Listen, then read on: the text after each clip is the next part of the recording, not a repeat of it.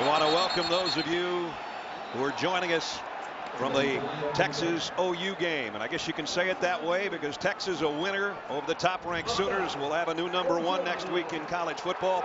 Brad Nessler with Bob Greasy, Paul McGuire, and Stacey Dales. We're in Chapel Hill, North Carolina, where the surprising Tar Heels are 4-1 and ranked in the top 25. Notre Dame 4-1 and not ranked in the top 25. And since the AP poll came out, anytime Notre Dame has been 4-1 or better, they've been a ranked team. And for North Carolina and Butch Davis, first time in 7 years they've been in the top 25. We have no score here. North Carolina had the opening drive. They were forced to punt it away, and now Jimmy Clausen and the spread offense of Notre Dame has taken over, and they've got it at the 38-yard line. Charlie Weiss, who told us, said the last time we saw you guys, Michigan State, at halftime, I said, I'm going to quit beating my head against the wall. This ain't working. No more smash mouth trying to run the ball. He says what we do best is we throw the football. We're going to spread him out. He did that the second half of Michigan State. He's done it for the last 2 ball games. As you can see, Jimmy Clausen's a lone ranger in the Notre Dame backfield. Nobody there with him, nothing but wide receivers. And now he's on the run, and he's going to keep this one and slide up to about the 44-yard line. Let's take a look at our impact players for Notre Dame today. Armando Allen really coming out, had a great game, career high day against Purdue 2 weeks ago. We don't normally feature a freshman, but Michael Floyd is something special. Back-to-back 100-yard receiving games defensively for the Irish. Pat Kuntz had a couple of sacks last week. He's the leader of their defensive line. So here's our first third down of the day for Notre Dame. Third down at 4 from their own 44. Crowd coming to life for the Tar Heel defense. Clausen throws, caught, first down inside the 45. It's Golden Tate, the guy that Paul just talked about for Notre Dame. You know, that's one of the things about, you said at the beginning, they're going to throw the football. They have not run one running play. And when you take a look at this now, you're going to look at Golden Tate. He's the guy that's on the outside, number 23, just a turn in, and that ball is perfect. So again, the tight end on the slot, 4 wide receivers. Clausen without the huddle. And a first down for the Irish at the Tar Heel 43-yard line. Jimmy Clausen, plenty of time, loaded about 3 times and went over the middle to his tight end. The freshman Kyle Rudolph is becoming a big part, Grease, of this offense. What they're doing is the key matchup in this ball game is Jimmy Clausen, the young sophomore making his 15th start against that defense of North Carolina. They lead the nation in interceptions with 12. Rudolph last week, the tight end, had a career high 5 catches for 70 yards and a touchdown. That one was good for 12 yards and a first down at the UNC 31-yard line. Clausen, again time in the pocket, again across the middle, again Kyle Rudolph, and again, very close to a first down. And again, patience. Bob, let me tell you something about patience. They're only sending 3 guys. North Carolina's trying to get them with just 3 rushers. They're not bringing the linebackers at all. They're dropping off Carter, number 54. They're playing nickel, but they're trying to get to Clausen with 3, and they're not even getting close. North Carolina has only 6 sacks on the year. That is 10th in the Atlantic Coast Conference. And on the other side of the line of scrimmage, Notre Dame has only given up 5 sacks on the year. After having the horrendous season last year with 58 that led the country, Notre Dame has really protected number 7, but a lot of that's number 7 too. He's getting rid of the ball fast. There is no doubt about that. Last year he didn't know what he was doing. He went from play to play. This year he knows what he's doing. He's buying time. He's scrambling around. He's getting rid of the ball. All the things you want to do. On our bio blast, Jimmy Clausen, who had the sensational high school career. Rick and Casey, his brothers, both played for the Volunteers. The Vols could use those 2 right now. 7-7 as a starter, and now on the road where it's so much harder, but so far he's managed this drive beautifully. 8th play of the drive, and he takes it himself for the first down. Only needed about a foot and got 2 or 3 yards. Isn't it ironic? The only 2 basic running plays that Notre Dame has had is one where Clausen pulled the ball down and ran, and then on this one here, which was short yardage, there's nobody in the backfield to give it to except him. There's his career high numbers from last week against Stanford, and those supplanted the career high numbers from the previous week against Purdue. I didn't have to mention that, did I, Bob? Well, you did. Okay. At the 20-yard line, Clausen Throws. That was a dangerous one there, intended for Rudolph again, and Quan Sturdivant almost picked it off. Again, North Carolina leads the country in interceptions, at least coming into this weekend they do. They had 4 against Rutgers. They've got 12 on the year, tops in the conference and the country. And 8 different defenders have an interception. They are very good at studying tape and studying film and playing the ball. There are a lot of zones. They see the quarterback's eyes and they react to the ball. 10th play of the Notre Dame drive. 2nd down and 10. Ball just tucked inside the 20. Clausen almost went one too many times over the middle. I was just going to mention Tremaine Goddard, who leads that secondary with 4 picks, and he almost had number 5 right there. He had 2 against Miami. When you see this, Goddard, you're going to see him time this almost perfectly. He's watching Clausen. Clausen never turns his eyes off the receiver. Look at this. I don't know how he drops his football. This was a perfect place for an interception. Well, he baited him, Paul. He saw it coming all the way, and he baited him, and right at the last minute, he just dropped the ball. 3rd down and 10, Notre Dame. Clausen's going to loft it to the corner of the end zone. Touchdown! Perfect throw to Golden Tate.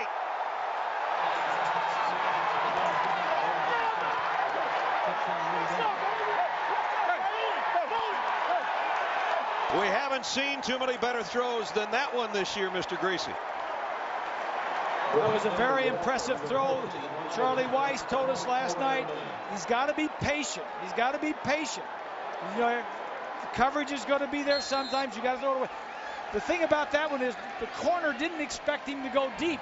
They were inside the 20-yard line. They don't expect you to go deep inside the 20. Brandon Walker, the extra point is up and good. Notre Dame, an impressive opening march on the road in a noisy place. Couldn't have been handled any better. There's Paul's guy that he talked about before the game, Jimmy Clausen, loading, and it's Golden in the corner. Touchdown, Notre Dame, 7-0 Irish. Notre Dame, an 82-yard touchdown march and a perfect throw in the corner of the end zone to number 23. Here's our city X factor, Brandon Tate. Great return man. As we said, Notre Dame's going to try everything in their power to keep it away from him on both kick and punt returns. They did on the first kick, but it was a very short one taken by Bobby Rome. And this is going to be the same kind. They're going to squib it all day long. Whoops! Off the hands of one of those up men, Hakeem Nicks. You know, Charlie Weis told us last night, he said, I don't care if they start at the 35. I'd rather have that than him going 90 yards for a touchdown. Let's go back to the touchdown, Bob. Okay, let's go take a look at this. Is Tate over here on the corner. He's just going to go straight up the field, make a little hitch there, and go straight down. Now, when you're inside the 20-yard line, the corners don't expect you to go deep into the end zone. Watch the hitch right here, and then he just goes right past him. That's one sophomore beating another sophomore. Picture perfect. 2 catches on that drive for Tate, both on 3rd down, including the touchdown. Here's Sexton coming up firing. Got it out to Hakeem Nicks, and Nicks has got a 1st down for North Carolina. We talk so much about Tate, but you can't forget about number 88 either, as he comes in 7th all-time on the career list in receptions and 5th in receiving yardage in North Carolina history. There have been some good receivers that have played here. Well, you look at this North Carolina offense, and that's where the stars are on the outside. Hakeem Nicks is 137 career receptions. You've already talked about Brandon Tate and Foster, all 3 of them big-time players. Here's going to be a direct snap to Greg Little, and Little goes straight ahead into Notre Dame territory to about the 48-yard line. We'll see a lot of different backs today. Greg Little, Sean Drawn, even Ryan Houston, and they all offer a little something different. Greg Little is not. He's 6'3", 220. Sean Drawn's kind of the speed guy who had over 100 yards last week, and Ryan Houston's a 250-pounder.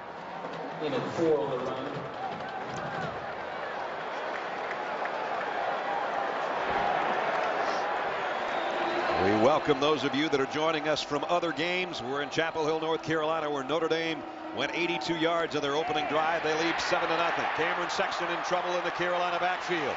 Got rid of it and almost got it out to his intended receiver. Richard Quinn, the tight end, was the intended receiver. On third down, let's take a look at North Carolina's impact players coming into this game. Sean Drawn had over 100 yards rushing last week. We'll see him before the day is done.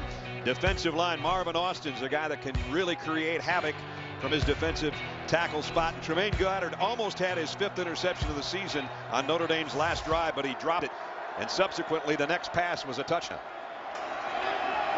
3 wide outs on third down and 6. It's a blitz right there. Comes Sexton, looks across the middle, almost intercepted. Maurice Crum, the linebacker, almost had one for Notre Dame. So North Carolina got into Irish territory, but they're going to have to give it up and punt. Well, you know, you're looking at quarterbacks and they're not seeing linebackers, and Crum is number 40. Watch him slide right in front of the quarterback. Now he waits. He's in front of the receiver and right in the eyes of the quarterback. Why the quarterback didn't see him, I don't know. He never saw him because there was a bunch of bodies there between him and Crum. Terrence Brown to punt. Better kick than the last one. Taken at the 13-yard line on a fair catch by David Grimes. And we got a flag down at the end of the play. Just 6 minutes into the game, Notre Dame, their opening drive was 11 plays and 82 yards in 3.5 minutes. And it was a touchdown pass. Randy Smith is our referee. Dead ball, personal foul. 58 on the return team. Penalty be half the distance. First down. Brian Smith usually doesn't make mistakes like that. Charlie Weiss is letting him know that. Notre Dame deep in their own territory when we come back. There's a bell tower dedicated in 1931. It's 172 feet tall. 114 mechanized bells in there. They toll hourly throughout the football games. They say if you walk up there when you're a senior, you take one last look before graduation, which usually happens right here in the stadium. The bell tower to our left, and that's where Notre Dame is, down near their own end zone. After the personal foul on the punt return, Jimmy Clausen and company having to start at their own 7-yard line. And now Jimmy's going to feel real lonely because he's going to be standing on the goal line when he takes this snap, or very close. Going to go deep on first down. Man out there, and he's got him, Michael Floyd. Well, there's our impact player offensively for Notre Dame, a freshman, and what a throw and catch, 32 yards, first down. Well, I'll tell you what Michael Floyd did, and he did it right here in front of me. He kind of leaned towards the middle of the field. Watch him lean out towards the hash mark. He'll stay that way until the ball's in the air. Now watch him move back to the right-hand side. That's where the ball is thrown. That's where he catches it. And there's Paul moving down to the line of scrimmage. Watch out, your glasses might fall off. If they do, I'm dead. 32-yard pickup, and now they go right back to the air. That's really the only option they have. There has not been a run other than Jimmy Clausen's on a quarterback sneak as we check in with Matt Weiner in New York. Second down at 5 for Clausen. Plenty of time. Had it batted down at the line by Robert Quinn from his defensive end spot as we check in with Stacy.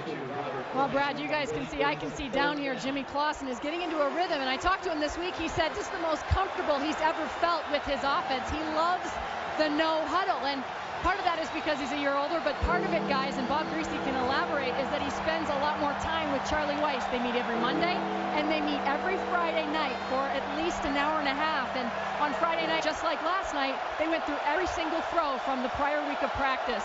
Pretty interesting, Bob. Charlie says he starts the week with him, he ends the week with him. Here, he's going to run with him and get a first down. Now, maybe it has something to do with the haircut he got. Yeah. So I wasn't going to get my haircut until I lose. They lost to Michigan State, so he got it cut. And there's the 2 games that he's played since they've gotten lost. He's averaged 35 passes in the last 2 games. And Charlie meets with him on Monday, go over the game and the things he did right and the things he did wrong. And then he meets with him on Friday to talk about the next week's game. He's got a first down, and now he's in trouble, and down he goes, way back at the 32-yard line. Bruce Carter. And now you hear the chants of Bruce. Yes, this is the first time they sent 5. And you take a look at this pit. Now watch, Bruce Carter, number 54, is going to move up inside. and here comes 41 Pascal. Those are 2 linebackers. So they sent 5. Carter gets through. They had only been sending 3, and then the first 2 plays of this series, they sent 4. If you're looking at that number under Bruce Carter and say 4 block punts, that's 4 block punts in a row he had coming into this game, including 3 a week ago. And now Clausen's got second down and 25 to go. Deep out, got Floyd again. That got part of it back to the 43-yard line. Well, if we don't see an end around, we might not see a run from Notre Dame all day. No, you may not. You may see a quarterback draw, but you can see this kid can fling it. He did just then. But the only way, the real weakness of a spread, I mean, you spread these guys left to right. The quarterback can read the coverage and see very nicely. But the weakness is you're vulnerable to a blitz. There's nobody back there in the backfield to help pick up any linebackers. Those runs are Jimmy Clausen's. He's had the ball in his hands every snap. Charlie Weis says that's the way he likes it. I don't know if he likes 3rd and 17 down the middle. Got back to the original line of scrimmage and to the 39-yard line. So Notre Dame's going to have to punt, and that means watch out for number 54, who just had the sack to go. That was a block punt against Miami, and then 3 block punts in a row. Nobody thinks it's ever happened in NCAA history against UConn. That's the kind of impact he has. And Charlie Weis says, we don't want number 54 to beat us. We don't want number 87 to beat us. Well, one's right there, and one's back at the 10-yard line. They will try to punt it away from 54's rush and away from 87's return, if you will. Low snap. Oh, they just barely got it away. And guess what? Brandon Tate's got his hands on it at the 12. Only got out to the 21-yard line, though, and that's good coverage. Mike Anello, who does such a great job on special teams for Notre Dame, stops him after a 9-yard return. Tell you what, that one was closer than the experts would think, as Lee Corso would say. It's just that close. Oh, baby. Almost had another one. This obviously not a good sign after the punt return. Brandon Tate limping off the field. They appear to be working on his right knee, possibly his thigh. Checking the ligaments there, kind of moving it around as he's over there on the sideline. So that means Brooks Foster at his spot at wide receiver. Here's a handoff to Sean Drawn. Drawn going to have a first down on his first carry, probably.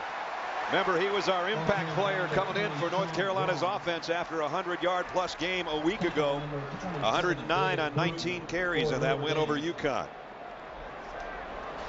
And Brandon Tate is heading to the locker room, so they're going to have some further tests on him. We'll get you whatever information, if at all possible, that we can. It's a big loss for Carolina. No kidding. And not just one of the big play guys that Notre Dame is not going to have to worry about in this ball game. Second down and a yard. Elzy, the fullback, in motion. Now it's Drawn, who's got the first down this time. Stacy, you got an update for us on Brandon? Well, Brad, as I observed him down here on the sideline, it is definitely his right knee. I've spoken with team personnel. They confirmed it's his right knee. He is going to the locker room for further evaluation. And they did some ligament testing, guys, and that's all I know. It's just by observation. We certainly know nothing more yet. Okay, keep us posted. We'll watch if he returns from the locker room. 2 tight ends set now for North Carolina, as they've got a first down with 4:35 remaining in the first quarter. They trail 7-0. Notre Dame had an 82-yard touchdown drive earlier, and that's where we are at 7-0. Sexton, nice throw. Completes it out to Nix. Hakeem Nix. And I think maybe a penalty on a face mask at the end of the play. Big gainer, 31 yards, and they might tack 15 more on. Well, McNeil is the defensive back, and he kind of slipped when Nix came down. And once Nix caught the ball, you want to talk about some great speed after you catch the ball and being at full speed as soon as you get your hands on it. Watch Nix, number 88. McNeil's going to slip a little bit right there. Watch Nix now. Watch how fast he's at full speed. That is speed, folks. And there's mask on David Bruton. So they tack on the yardage down to the 20-yard line. And Hakeem Nix is going to have to pick up his game now with Brandon Tate out, and he did on that play for 31 yards plus 15 more. At the 20-yard line, they go back to number 20. Drawn up the middle. He got 4, maybe 5. Harrison Smith. You know, Shaun Drawn, what a great story he is. Oh, yes. Playing tailback here for North Carolina. Last year, Shaun Drawn was a backup safety. He had 5 tackles on special teams. Now, at least at this point in this game and all of last week, the featured tailback. How about that? 2nd down and 6.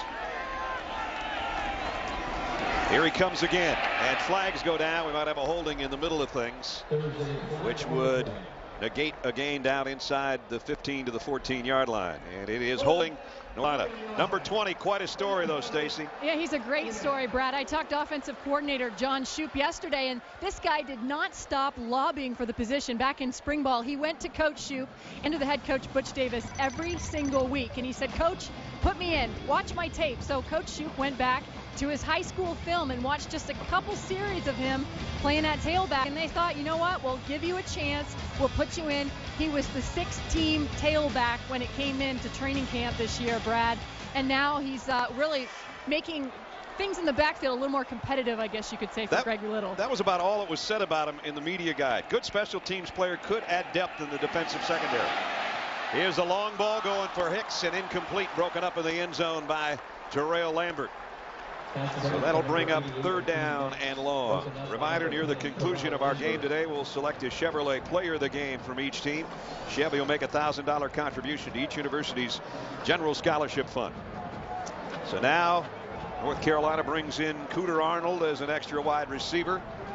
They don't want to waste this opportunity that Hakeem Nicks got him with that long reception, as now they've actually backed up from the original line of scrimmage. They're at the 24-yard line. They've got to get all the way to the 10 to get a 1st down. Watch out for the blitzer. There they come. Sexton wants to lob it and does. And the ball is in and out of the hands of the intended receiver and out of bounds. They had a nice call on, had a little screen pass, a delayed screen, a slow screen. Just didn't make connection, dropped the football. You know, it looked like one of those things, Bob, when the guy, Drawn is the guy that's throwing the ball to. It's like, please hurry up and get it to me because I can't wait any longer. Well, the quarterback on a screen has got to be an actor, especially on slow screens. You cannot tip it, look it that way. You look at the last second. Casey Barth, season long, and they're asking for 10 more out of him right here. Both teams a little shaky with their field goal kickers. But Casey Barth will try to put North Carolina on the board. Kick on the way. He just tucked it in the right upright. Nice kick. 2:49 remaining 1st quarter. Tar Heels on the board. Notre Dame leads. Back in Chapel Hill, 7-3 our score right now. Notre Dame. We got a Who Am I for you. I was unanimous All-America for North Carolina in 1980 and a 10-time Pro Bowl selection in the NFL. Wow. I think I got a pretty good idea on that one. That might not be our hardest one of the year. I am Lawrence Taylor. I'm not number 56. Not when I was with North Carolina. I was number 98. And he was a sensational player here at Kenan State. He was a defensive lineman. Yep. Played linebacker for the New York Giants, made All-Pro, All-World, everything, but a defensive lineman in college. Yeah, but you know what he did? He changed the position of linebacker. He really did. In the pros, he did for sure. Jay Wooten's got it teed up now. Armando Allen and George West are back deep for Notre Dame. The kick is going to be to the 1 to Allen, who fumbled the ball, found the handle, and he's in trouble, and down he goes. At the 12-yard line. Nice coverage by North Carolina. Let's check in with Matt Weiner in New York. Matt. What a great game in the Red River rivalry. Texas will supplant, somebody will supplant Oklahoma as number 1. It may indeed be Texas. Who knows? We've got a lot of foot today and tonight. Well, Notre Dame's at least got a tailback out there right now with Jimmy Clausen and Armando Allen. Floyd in motion. And it will be a run by Allen. And he's out across the 15 to the 17. Pickup of about 4. Deontay Williams made the stop. I think we got an update on Brandon Tate. Let's check in with Stacy. Yes, Brad, once again, I've spoken with North Carolina personnel, and Brandon Tate, as you guys saw, left the field, went to the locker room, evaluated him, confirmed it is his right knee, guys, and bad news, he will not be returning to this football game. So they're going to have to pick up some slack at the receiver, Brad. Boy, that's tough. Takes a big chunk, as Bob said, not only out of the offense, but out of those special teams. Pick up a 4 on the last play, 2nd down, short 6 here And it's Allen again. And Allen's out about a yard shy of the first down. Charles Brown made the stop from the secondary. So all of a sudden, Notre Dame, instead of 5 wideouts and a tight end, or 4 wideouts and a tight end, has all of a sudden put Armando Allen in there. Well, one of the reasons you can't do that the whole ball game. You can't expect no backs in the backfield and just tell your sophomore quarterback Jimmy Clausen, Jimmy, 5 wide spread the whole time, you win it. It's all on you. You got to put a back in and say, let's run the ball some.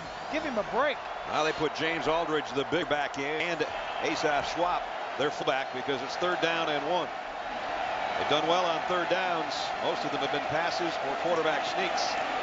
And this one looks to be a first down run by Aldridge, the 225-pounder, who adds a little bit more punch maybe than Armando Allen. So now they can come back out with the spread if they so choose. And those wide receivers are trotting back out there. Did you know this is the first time in history? I guess if you watched the beginning of the game, you heard me say this, so that's cheating. 4-1, but unranked. 4-1 or better. Yep. Every time they've been 4-1 or 5-0, this being the 50th time, but the first time not in the AP poll. They know they will be next week if they win this road game. Now on the ground they go. Allen, with that extra wiggle, gets out to the 39-yard line. That's what Armando adds to this group. He is shifty and he's fast, and he just got 16 yards. But this was outstanding blocking by the offensive line. What they did is they caved all of North Carolina back into the inside. Now you watch all the guys on the bottom of your screen disappear inside. Look at the blocking. Look at the blocking. Allen gets to the outside. Look at all the blue shirts bunched up in the middle. Once that happens, he's already back to the outside and got the first down. Notre Dame with 4 straight running plays now, and they won't have to run this, I don't think, unless the center moved the ball, and I don't think he did. Cam Thomas, this will give them the 2nd time today where they'll have a 1st and 5 if it's indeed offside. 93 on the defense. 5-yard penalty. First down. Some of that might be Casey Clausen's cadence. I don't know, but that's the 2nd time that's happened against the North Carolina front, and especially Thomas, who's right on the football.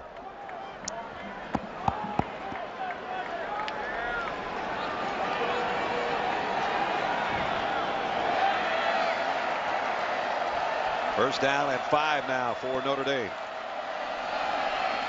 Allen's got a first down and a lot more. Down to the 40. Isn't it amazing? They came out and just threw it all over the field, and all of a sudden that's opened up the run. I think it is very smart on behalf of Notre Dame to come out, throw the ball, go downfield. All 3 of the possessions have been inside the 20-yard line, so they haven't really had very good field position, but moving the ball well, running it this time. Now they're going to have good field position to start the 2nd quarter because Charlie Weiss Irish has moved it down to the 41 of North Carolina, and they lead 7-3.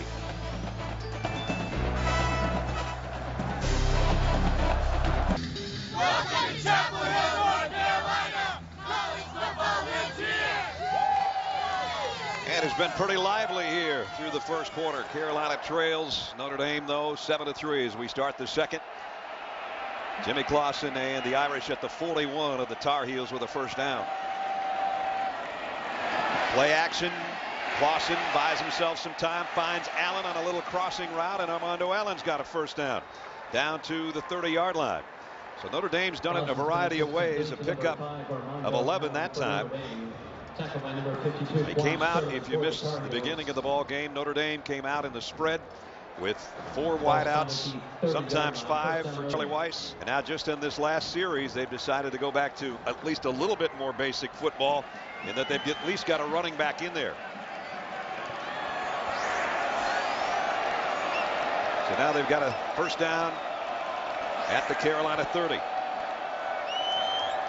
Here comes a blitz. Clausen loads and goes to the corner. Floyd out of bounds. Well, they got it out there. Michael Floyd, who's one of our impact players, just a freshman out of Minnesota, as we welcome you into the 2nd quarter. Brad Nessler and Bob Greasy. Good 1st quarter. Yeah. Jimmy Clausen's been fun to watch. Impressive is the term that I think. He came out, no help. He was the guy, spread, no huddle, took him down, scored, threw a touchdown pass. 9 of 14, had a couple of drops. But then the next series, they started blitzing him, which was the way to do it. Mix it up defensively. Just don't let him sit back and throw into your coverage. There's his numbers, as you see. 2nd down and 10 now. The Tar Heel 30. Allen following his blockers. Carolina stretches it out very nicely defensively, and only a pickup of about 2. Paul's right down there, just about on the line of scrimmage on the cart. Great view down there, Paulie. Yeah, it really is. But I think the thing that's impressed me the most about this whole thing, Ness, is how Notre Dame's offensive line they have adjusted. Remember now that North Carolina at the beginning only brought 3. Then when they blitzed, the Notre Dame offensive line really picked it up. And that's what I'm impressed with right now. Probably the first big 3rd down other than the 3rd and 10 when Clausen threw the touchdown pass. Here's 3rd and 8.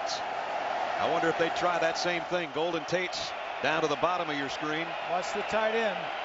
And Rudolph, the tight end, he's looking across the middle, complete it. It's David Grimes, but he's short of the first down. Now this is where it becomes interesting because it's 4th down, and they've had all kinds of trouble. Has Brandon Walker as the field goal kicker. He's 1 out of 7 on the year. I said to Charlie Weiss last night, Charlie, where do you feel comfortable? He said if it's 44 and out, I'm not feeling real good. This one's going to be about 41. They would love to get this kid a kick that would go through because it'd help his whole mindset. And he won the tryout in practice this week again. Yeah, because the other guy didn't make one. Walker from 42 yards out. And he's not going to make this one either. Yes, he is. There we go. Charlie says that's the way to kick him. He might hit 15 in a row from now on. Who knows? Notre Dame adds to its lead. 10-3. You think this is not a football team hoping that their field goal kicker comes around? Brandon Walker says, just like I practiced this week. Charlie Weiss said, beautiful. 42-yarder's good. And they've got it to 3. No, he's a happy kicker right now. I was watching him. I bet everybody on the sideline came up and patted him on the back or he patted him on the helmet and said, attaboy. Now Ryan Burkhart will kick it off. Remember, Brandon Tate not going to be back in this ball game. Hakeem Nicks, though, will field this one for Carolina. He's dangerous, too. Almost broke a tackle and got away. Got out to the 25-yard line where Darius Fleming made the stop on the kick return. So North Carolina goes to work trailing by a touchdown. 12:47 remaining in the first half. Who am I? Once a Notre Dame lacrosse player. I'm the replay producer of today's game, and today is my birthday. Carrie Callahan. Happy birthday, Carrie. Our lacrosse player. There she is. Look good now. Does she know she's on camera? I don't think so. She's not going to smile. Yeah. She ain't going to do it. Happy birthday, oh, now Carrie. She got it. Happy birthday, Carrie. Yeah. Play action by Cameron Sexton, and he comes up throwing complete to his fullback, Anthony Elsie. And Elsie's knocked out of bounds, pickup of about 4. We'll see both fullbacks today, Bobby Rome and Anthony Elsie. Butch Davis doing a great job. He told us yesterday he feels as though at least the commitments, verbal commitments that he has at North Carolina might be the best recruiting class he's ever had. Now, take you back to some of those Miami teams, yeah, and you go, wow. Yeah, not just here, even the classes he had at Miami. He's had 2 good classes here. 2nd and 6. Almost breaking out of there. Ryan Houston knocked off his pins by Rayshawn McNeil. Time right now. Question, Aflac trivia question for this week. What school has the highest ranked football team in the state of Indiana? Oh, I know there's some Purdue folks out there and Notre Dame folks, and Indiana folks. Think that one over. It's a big 3rd down right now for North Carolina. 3rd down at 2. It's not Evansville College either. I don't think it is. 2 tight ends set. Oh, met in the hole, but bouncing off, and I think the second effort got it for Ryan Houston. Maurice Crum made the tackle, but he bounced off when he was hit about at the line of scrimmage. So I don't know about the spot. The fans don't know about the spot either. They got the first down, Ness, and you're right about bouncing off. But Ryan Houston is 6'2". He weighs 250 pounds. You talk about a chain up in the backfield. Don't forget NASCAR follows us on ABC tonight. Some big games on ESPN and ESPN2. Wisconsin reeling after a couple of heartbreaking losses, hosting Penn State in Madison. Tight end makes a switch, Quinn over to the near side, and now it looked like that play was blown up from the get-go. Everybody was running in every direction, and Cameron Sexton says, I'm going to talk it over on the sideline. We'll take a timeout with him. North Carolina trailing by 7. Since 1923, Sutton Drugstore has been a tradition. It's known as one of the last remaining soda fountains in North Carolina. Stop in there, get yourself something good to eat, buy a bottle of aspirin, and you're on your way.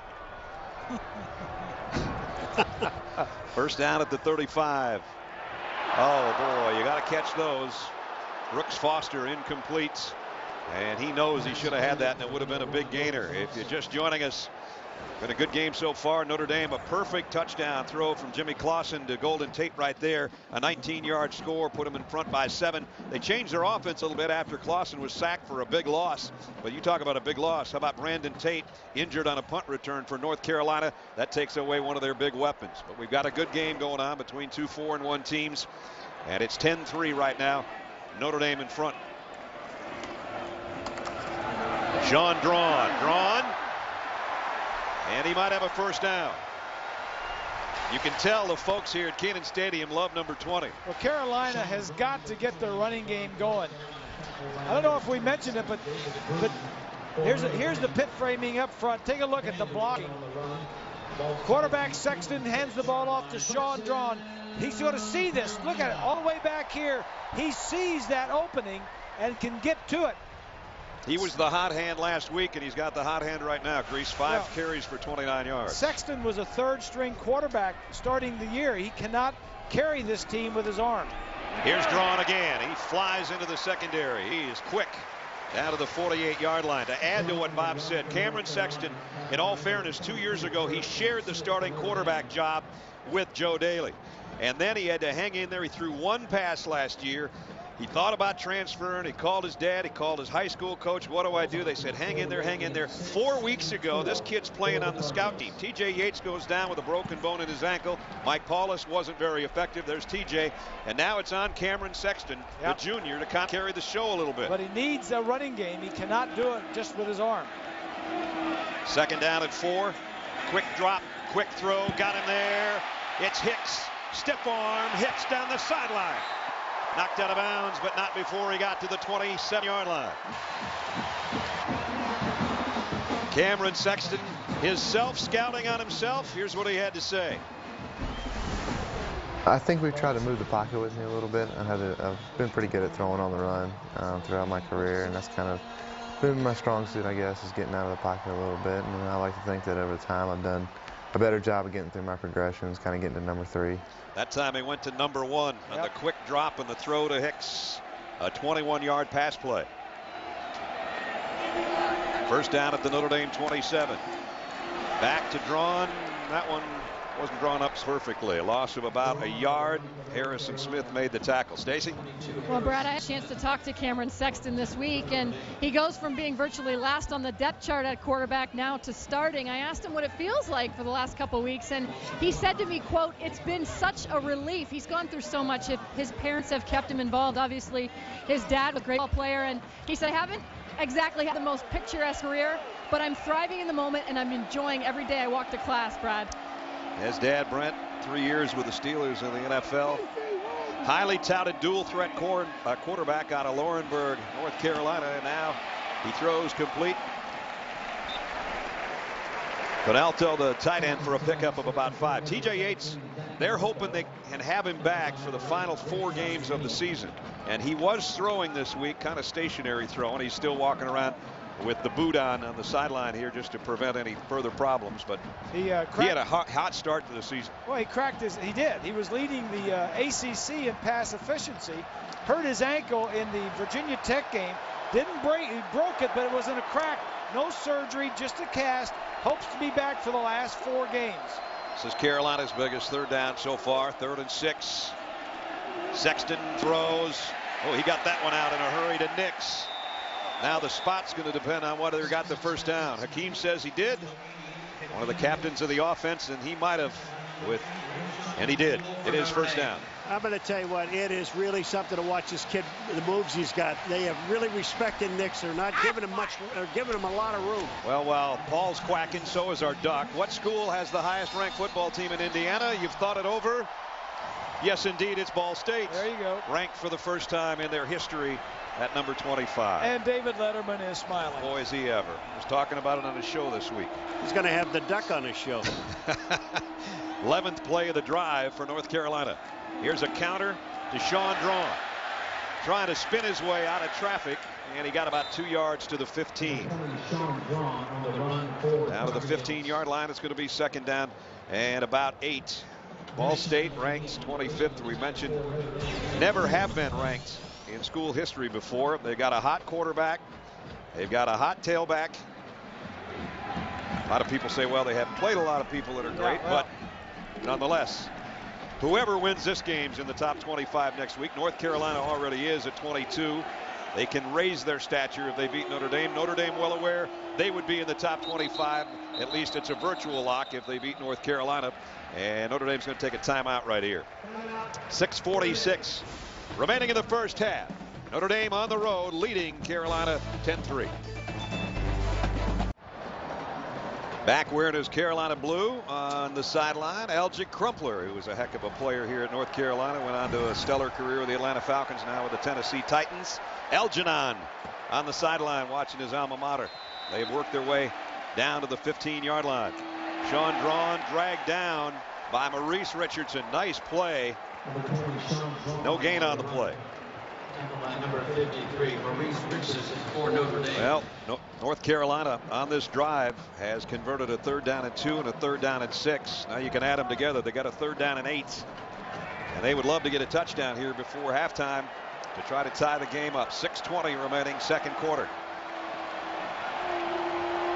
Hakeem Nicks is the guy that's gotten him some big yardage. With some pressure on this drive.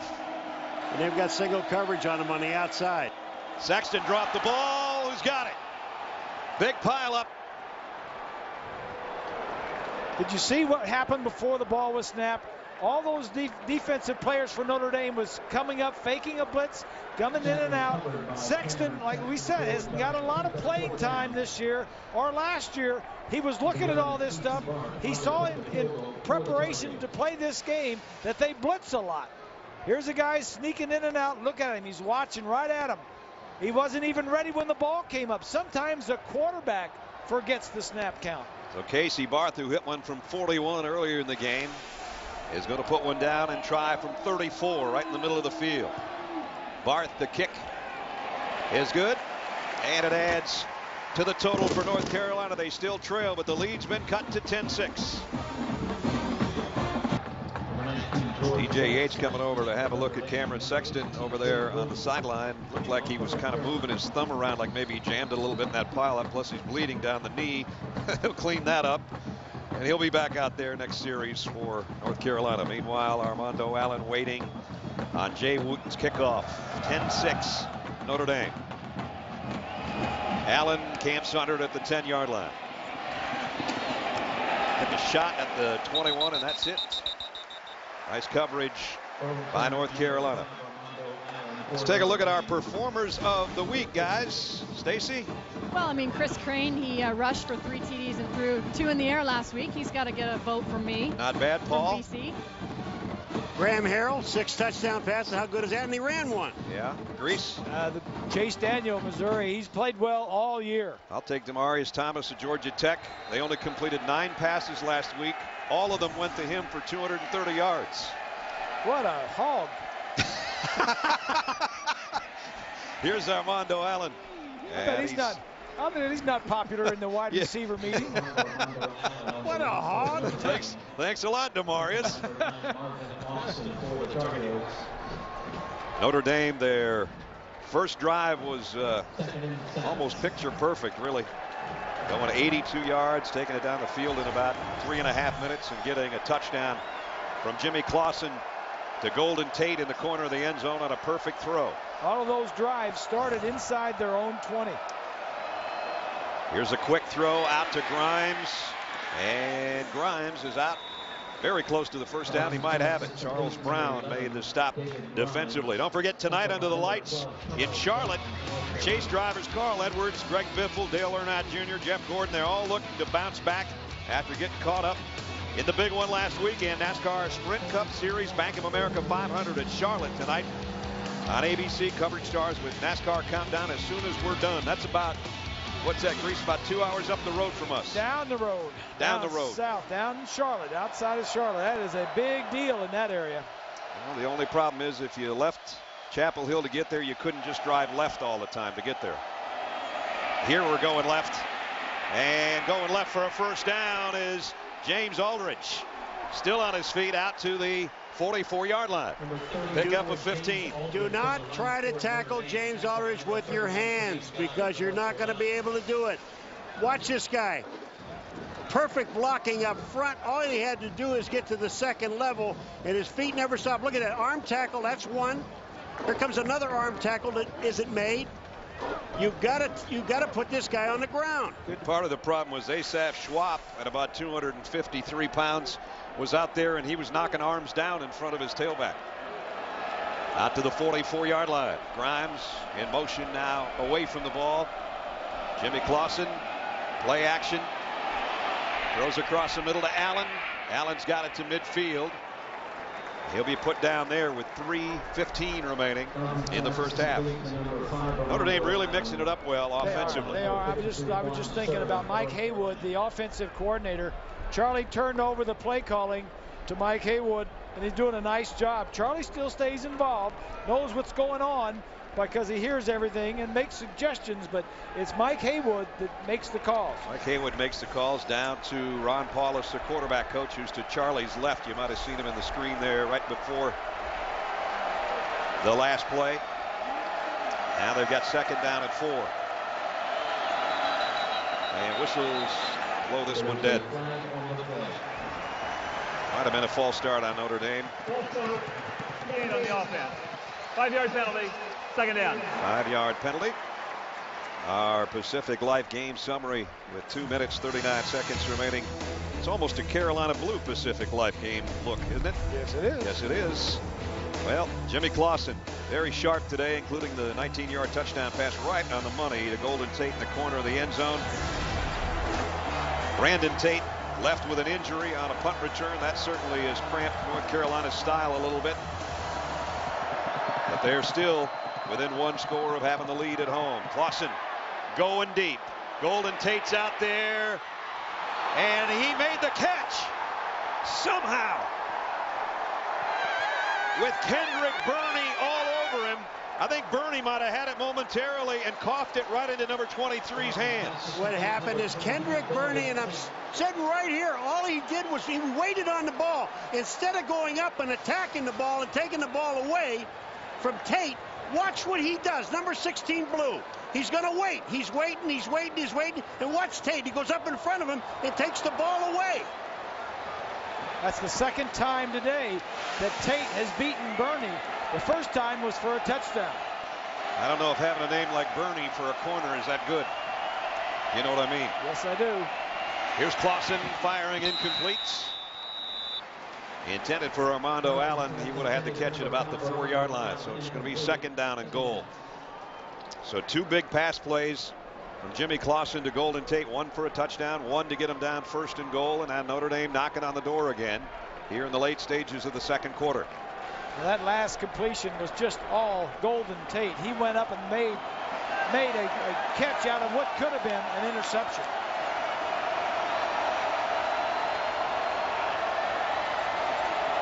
Clausen backs up now into the spread. Everybody bunched in on the right side, and Tate's down to the bottom of your screen on second and goal. Throw completed. Kind of the same type of pass they tried to run previously, and this one's only a pickup of 2 to Armando Allen. Kendrick Burney made the stop there. Don't forget, halftime report is coming up in about 1 minute 25 seconds. You get all the scores and highlights from the previous games today, including Texas' big win in the Red River rivalry over Oklahoma. Well, Notre Dame, their red zone has been a problem for them at times. They know this is a very important red zone trip on 3rd down. I'd say it's been a problem. They rank last in the country inside the 20. There's Ron Paulus, a former Notre Dame quarterback who I spoke of earlier, and Ron's a guy that sends the plays in. Timeout taken with 56 seconds remaining. He'll have a chance to talk it over with Jimmy Clausen, saying, Jimmy, what do you see? What do you like? We'll find out when we come back. Just under a minute remaining in our first half. And a 3rd down and goal coming up. There's Mike Haywood, the offensive coordinator. We talked about him earlier. He makes the call down to Ron Paulus, and then Ron in to Jimmy Clausen. This time Ron's just got a chance to talk to Jimmy about what they might want to do. Charlie Weis right in the thick of things. Yeah, this might be Charlie's call. Yeah. That's what I'd do if I was offensive. Oh, yeah. It's 3rd and goal to 7. Coach, I got a call. 3rd and goal. Huge play for North Carolina. Just run that little stop, little quick back, come back, throw it to the outside. They work on that all week in practice. And so happy when it works in the game. What a freshman this kid is. He is going to be something else. Michael Floyd, he already is doing pretty good. That's his 4th touchdown catch of the year. And now Brandon Walker for the point after. Big touchdown before halftime for Notre Dame, huh? 52 seconds remaining in the half. And now it's Notre Dame extending their lead out to 17-6. Had they held him to a field goal there, that would have been huge. But watch number 3 out there. Just goes into the end zone. He's looking back. As soon as he sees the ball coming, he breaks loose, goes to the outside, and makes the catch. Happy Leprechauns at Kenan Stadium. So Notre Dame folks happy here at Kenan Stadium. Another look at the touchdown, capping another 80-yard touchdown drive. Strong arm, wide side of the field. You got to have confidence in your receiver. Like I said, Floyd was looking back and he saw it coming. He just went back and got it. North Carolina from the 9-yard line.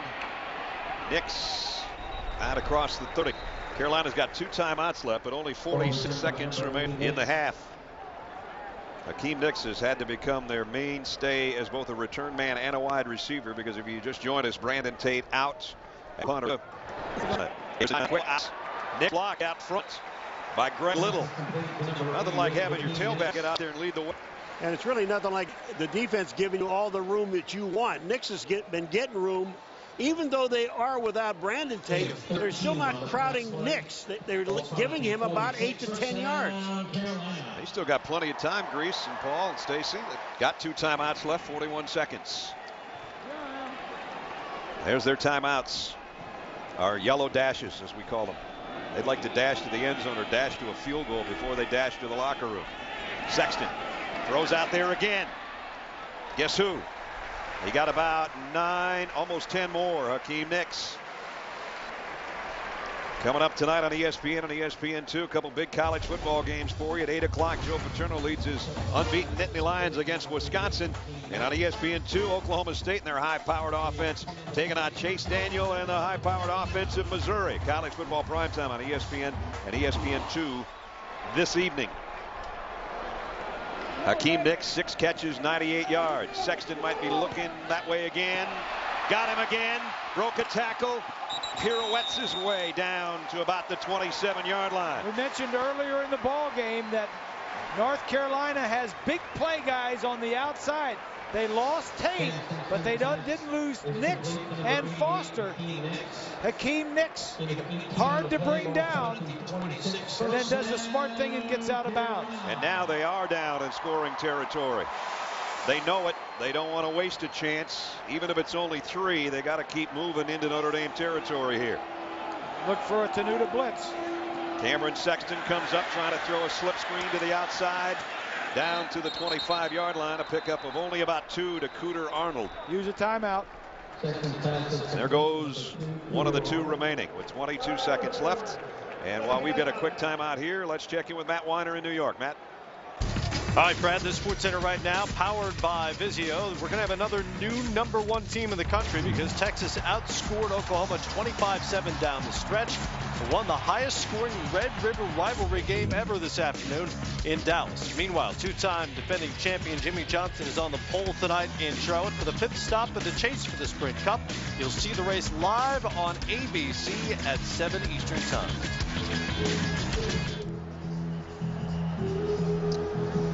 Ramsey's had a hard night, I guess. Looks like what Paul looked like this morning when we got in the car to come to the stadium. I bet his breath's better than mine.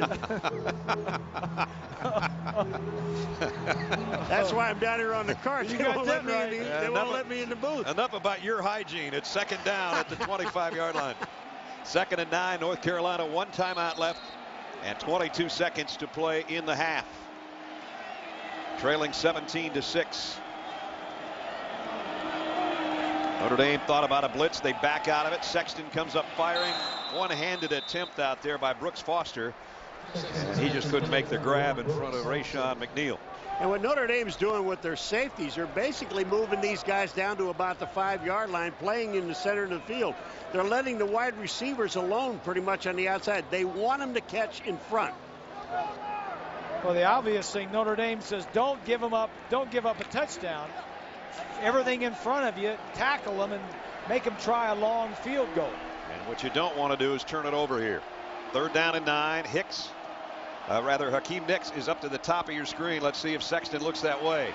He was, but he went instead incomplete to Arnold. And now it is going to be a long field goal attempt.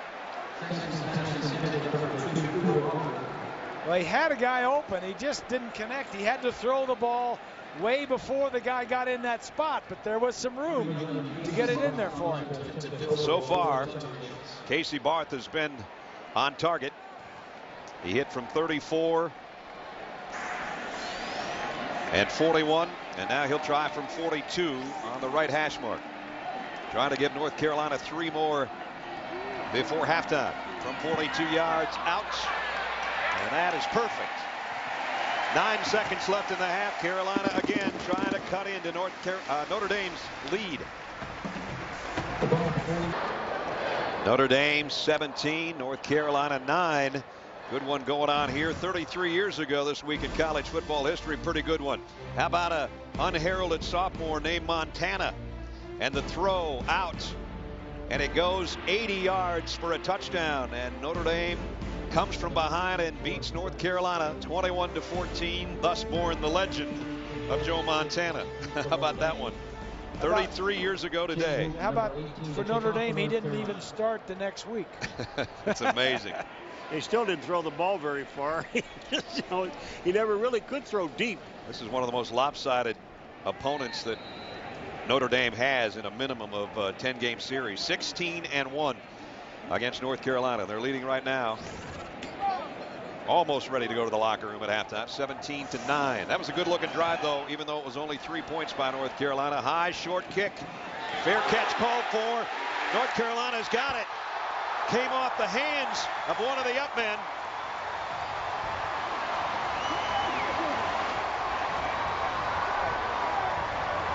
And somebody was calling for a fair catch. Bob, that was not a fair catch signal. He was just standing there waiting on the ball. I thought he was moving his hand in the air. Let's take another look.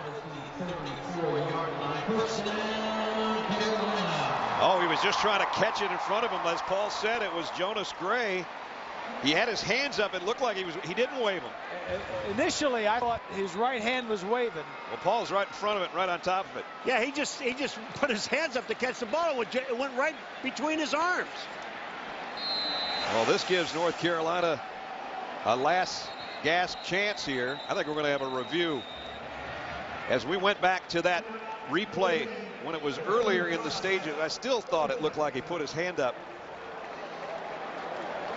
But North Carolina's got a shot at the end zone here. The thing that tells you that he didn't, I think that tells you that he didn't do it is because he put both hands up. If you're going to signal for a fair catch, you put your hand up and you wave it. But watch his 2 hands. His 2 hands are up in the air. He's not waving fair catch. I think he took one up at it first, and then he raised the other one. I thought initially he was waving for a fair catch, and then he said, let me put both my hands up and try to catch it. Well, Notre Dame took a timeout. First turnover in the last 10 quarters. They've really taken care of the ball. Jimmy Clausen had thrown an interception now in 2.5 games. Well, what Charlie Weis is saying, if he didn't signal for a fair catch, he should have. They're gonna run a play here. And they only have 5 seconds, but they do have a timeout. I think they've only got one play. They're going to have to try to go to the end zone because I don't believe their kicker has this kind of range. It'll be a 52-yard field goal, roughly. And now Notre Dame has taken. Are they taking another timeout? No, it's official review.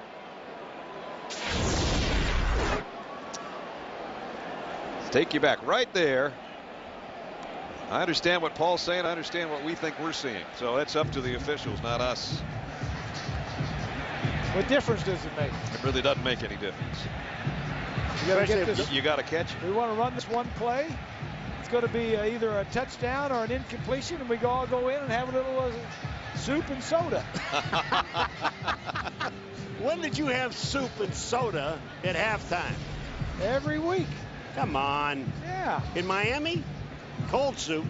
As the offensive coordinator for North Carolina, John Shoop, talking with Butch Davis over there in the huddle. That's John without the cap talking to his head coach about here's what we're thinking about. Obviously, Hakeem Nicks has been the big play guy as a wide receiver. Here's the call. Review determined that when the kicking team possessed the ball, it was dead at the 36. Ball will be placed at 36. First down. Apparently it was the placement of the ball that the review was going on about, so they're going to back the sticks up about 2 yards. 5 seconds is all that remains. And so if you've got a hook and ladder, or you got a quarterback with a big arm that wants to throw a jump ball, here you go. They don't send 3 guys to one side, though. 2 receivers up to the top, 1 to the bottom. Cameron Sexton's got a play left before halftime. Here comes the pressure. He throws a streak down the middle. It's incomplete. There's still 2 seconds left, actually, and Sexton took a big hit from Maurice Crum. And he's coming out. They're going to try another field goal. Let's take a look here and see where Sexton gets hit. Shoulder. Let's get hit on the shoulder by Crum, the linebacker. It's a vicious shot. Sexton is running, sprinting to the locker room while his teammates are out there. Casey Barth's going to try a 52-yard field goal to end the half. He's been good 3 times. Can he be good 4 times? Not quite. It was online, but North Carolina trying to tack 3 more on, and they can't before the break. So Notre Dame goes to the locker room on the road, leading at halftime as we check in with Stacy. Coach, how does that last turnover affect the momentum heading into the half for you guys? Well, they ended up getting no points right there, so the turnover really didn't end up costing us. You know, we figured they'd just try to squib it or pop it up there. We dropped the fair catch, but it ended up not hurting us. Leading on the road for the first time this season, what do you talk to your players about at half? Well, we get the ball to start off the second half, and last week we went 3 and out. So it's really important his first drive on offense we get something going. Great. Thanks, Coach. Appreciate it. Brad? Simple as that. That's good strategy. He's had good strategy in the first half, that's for sure. Notre Dame leading on the road over North Carolina at halftime. 17-9 is our halftime score. Now let's head to New York for the Cooper Tire halftime report. Craig, Doug, and John, fellas.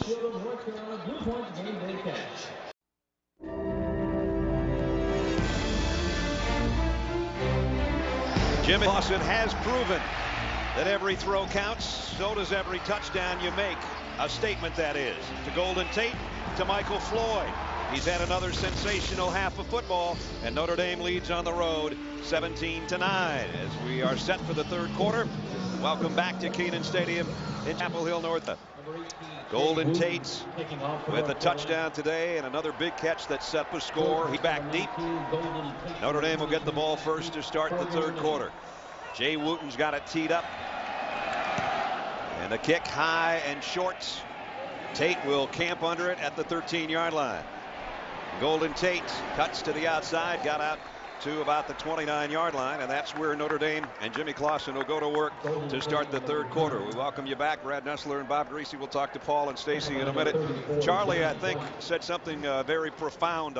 You know, third quarter on the road, make a statement. If they score here, they're in pretty good shape. Well, you know, the guy's been around. He knows what he's talking about. To me, the game has been played with the quarterbacks. North Carolina's quarterback has not been converting into touchdowns.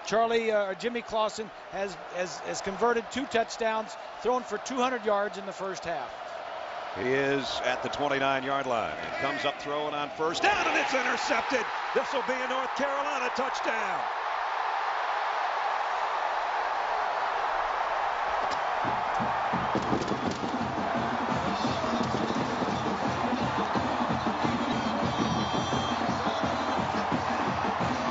Hadn't made a mistake for 2.5 weeks until right there. Well, this is also North Carolina's 13th interception of the year, and they pride themselves on intercepting the ball. Sturdivant, 52, cuts right in front of the receiver, the tight end. This is what North Carolina has lived on all year. Big plays from their defense and their special teams. That's the first one today. I'm sure Butch talked about that at halftime. The first play of the third quarter.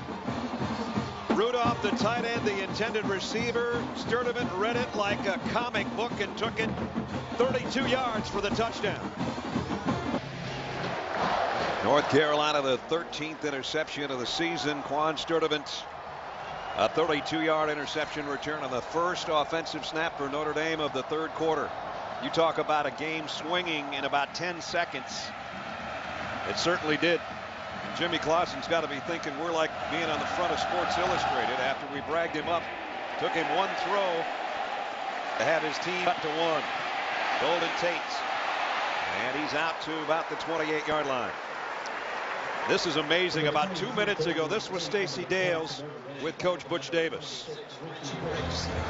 Coach, just what was your message at the half with your team? We didn't play very well in just about any phase, but we got to do a much better job defensively. We made some adjustments. We got to get a better handle on the running game. We got to get them off the field. We got to convert inside the red zone instead of settling for field. Thanks, Coach. Made some adjustments on defense. That's the key, yeah. They did on the first play. We know that. Now it's Notre Dame that's got to settle in. They'll try to do it by running. Allen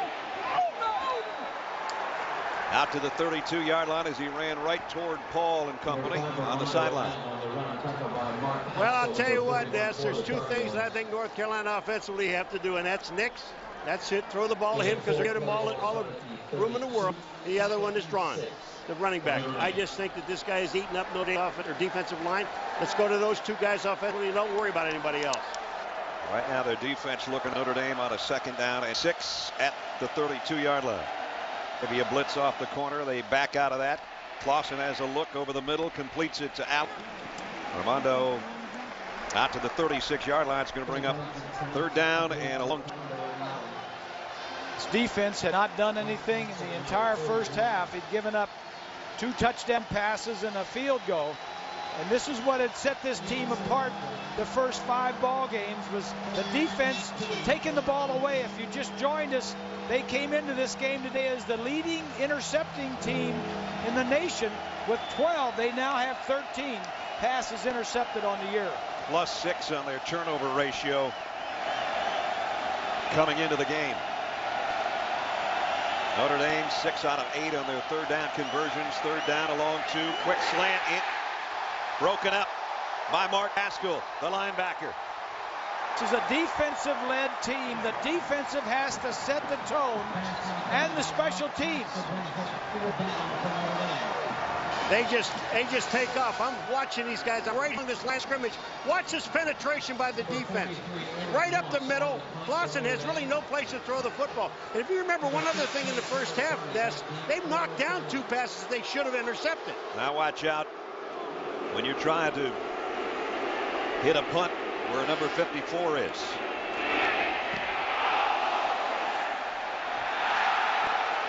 They hit the kicker. Penalty markers down. Only a 28-yard punt. Kicker, the 26th. Defense, 15-yard penalty, first down. They call it on Richie Rich. This is one of the problems when you go in and you try to block punts. He's defenseless. That it should be called. It is roughing the punter 15 yards. No doubt.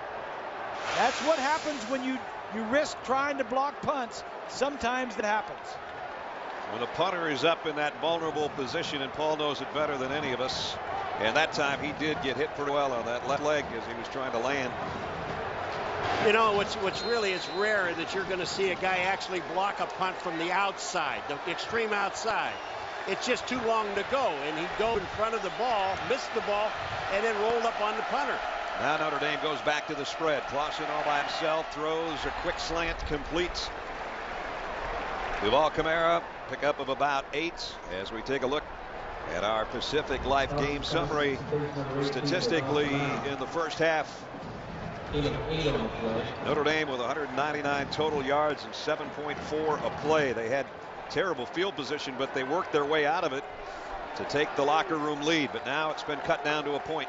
Third down conversion, 6 of 8. That is outstanding. They didn't get the last one, but they had their punter roughed up, so now they've got second down and short, and it's a quarterback draw. Clausen diving forward. He's got the first down. That's about the, third time today Jimmy's picked up a first down by running? Yep. 2 draws and a quarterback sneak. Deontay Williams made the stop, but they moved the chains. We haven't mentioned today, I don't think, that Charlie is gimping around on that sore leg was operated on. Tore the ACL and the MCL, but getting around pretty nicely. 211 yards, couple of touchdowns. First and 10 at the North Carolina 39. This crowd is getting louder and louder as the day goes along. Clausen throws, completes. Kamara again.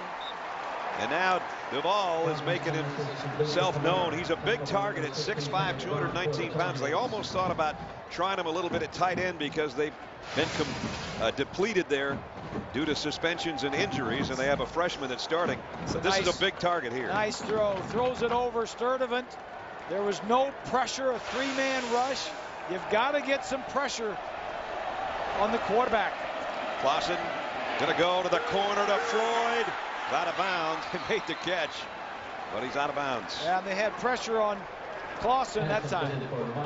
Oh, that's a good call, Grease. I mean, they just came right up the middle. Bruce Carter, number 54, came up the middle again, and you cannot, and I agree totally, you cannot let Clausen just sit in there and throw the football and pick out his target. Make him throw it right away. Talked about the maturation of number 7. You can just see it in his eyes and the way he's pointing people around out there. This is why he went 3-9 last year. Had to play him. Yes. Now you're getting rewarded. Uh-oh, this one's tipped and almost intercepted. And that's good defensive job by the Notre Dame wide receiver to put a helmet in there. That thing might have been picked off. E.J. Wilson, I think, the guy that hit the ball from his defensive end spot. Like that Carter may have hurt his leg. Kamara is the guy that makes the play, the offensive wide receiver, number 18. That's what we were saying. He's basically become a defender on this play. There's the tip ball. Now watch Kamara. He knows. He goes, I can't let them get this thing. And he puts his helmet right in Bruce Carter's stomach. I think he put his forearm in his rib. Well, he took out one of the key linebackers, at least for a play. Yeah. And Notre Dame lives to play another day on offense by that defensive play by the offensive player. Smart job out there by number 18. 3rd and long.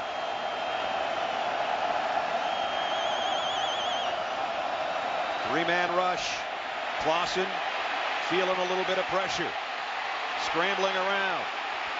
Trying to find a receiver. Throws on the run, and it's caught. What a great job. 1st and goal. What an outstanding job by Clausen, just keeping it alive. And Kamara just kept running around till he found a spot where he could drill it to him. Yes. That's the problem with sending only 3 guys. You only have 3 guys rushing. If you had 4 or 5, maybe they're going to stop him. They won't let him scramble around. So now it's 1st and goal, Notre Dame leading by 1. Kamara's got 3 catches on this drive, and he's got them set up just outside the 6-yard line. 1st and goal. They'll give it to Aldridge straight up the middle, and he's down inside the 2. Tydreek Powell made the stop. Notre Dame will have it 2nd and goal with 11:20 remaining in the quarter. Remember, disaster struck on their first play of this quarter when Clausen was intercepted and Sturdivant took it in for a North Carolina touchdown. But now Notre Dame has answered the key play in this drive, roughing the punter on North Carolina, kept it going for Notre Dame, and now they've got it 2nd down and goal, the 11th play of the drive. North Carolina was a man short. Aldridge behind Schwab, the fullback. Power football here.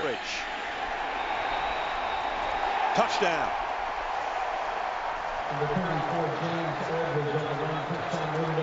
Boy, that's the way you answer a mistake with a long touchdown drive. You're so right, Brad, and you hit the nail on the head. North Carolina defensively was off the field. They had stopped them. They had scored a touchdown defensively the first out. Then the next time they had stopped them off the field, roughing the punter. Notre Dame marches it down. Clausen with a great scramble to pick up a 1st down.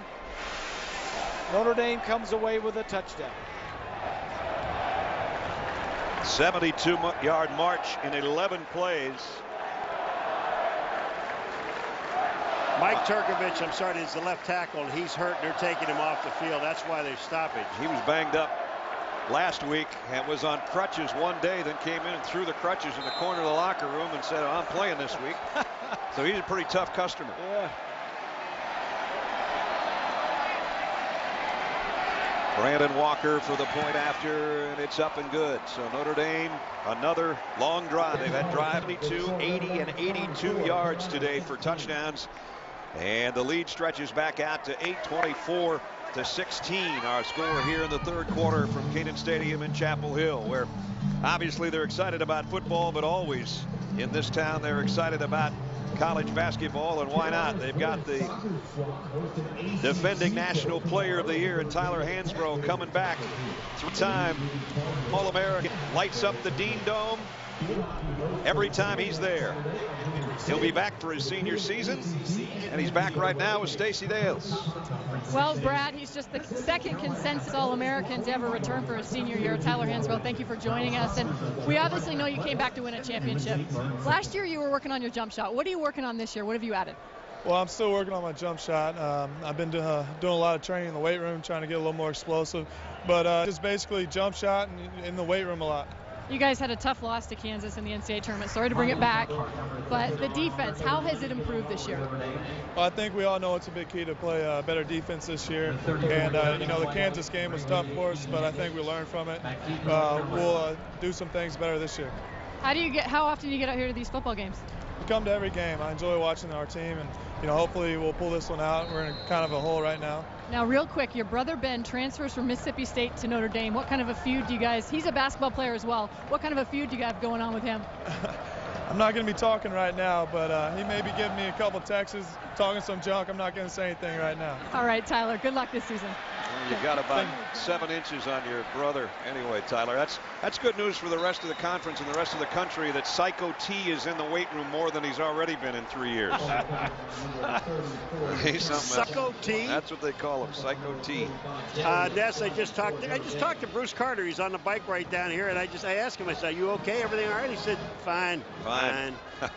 Just a mild abrasion in my midsection from Kamara's helmet hitting me in the guts. Well, 10:38. Let's see if North Carolina can come back with an answer to Notre Dame's score now. 8-point ball game here in the 3rd quarter. Cameron Sexton at the controls from the 31-yard line. Play action, the quick throw out, and he overthrew his fullback Anthony Elzy. And he's upset with himself. North Carolina in the first half, statistically their big gun was Hakeem Nicks with 116 yards on 7 catches. Sean Drawn, their leading rusher. Sexton 10 out of 20 for 126. And you saw him kind of moving his shoulder around his right arm. Remember, he got hit before halftime. Might be a little tender. Here's Drawn. trying to find a hole and got across the 35 to the 36. Number 20, Sean Braun. Still, it's going to bring up a third down situation here. You know, you talk week after week when we're watching backs, and this Sean Braun has got great feet. I mean, he's the kind of kid, when he sees a hole, he can get to it. A lot of guys see a hole but can't get their feet to get him there. This guy can. Well, North Carolina, if they ever needed a third down, this would be a good spot for one. They're 2 out of 7 on the day. Single coverage on the outside. Sexton throws it. Nix has got it. And that's good enough for a first down. So Hakeem Nicks, one of the offensive captains from junior from Charlotte, continuing to shine in this game, and they're going to need him more and more. If you just joined us, Brandon Tate, their other threat at wide receiver, out with an injury in the first quarter. Boy, I tell you, Grayson, you're absolutely right. They're man-to-man on the outside. That's McNeil, number 8, and he's giving Nix about 10 yards. They're going to throw that thing to him all day.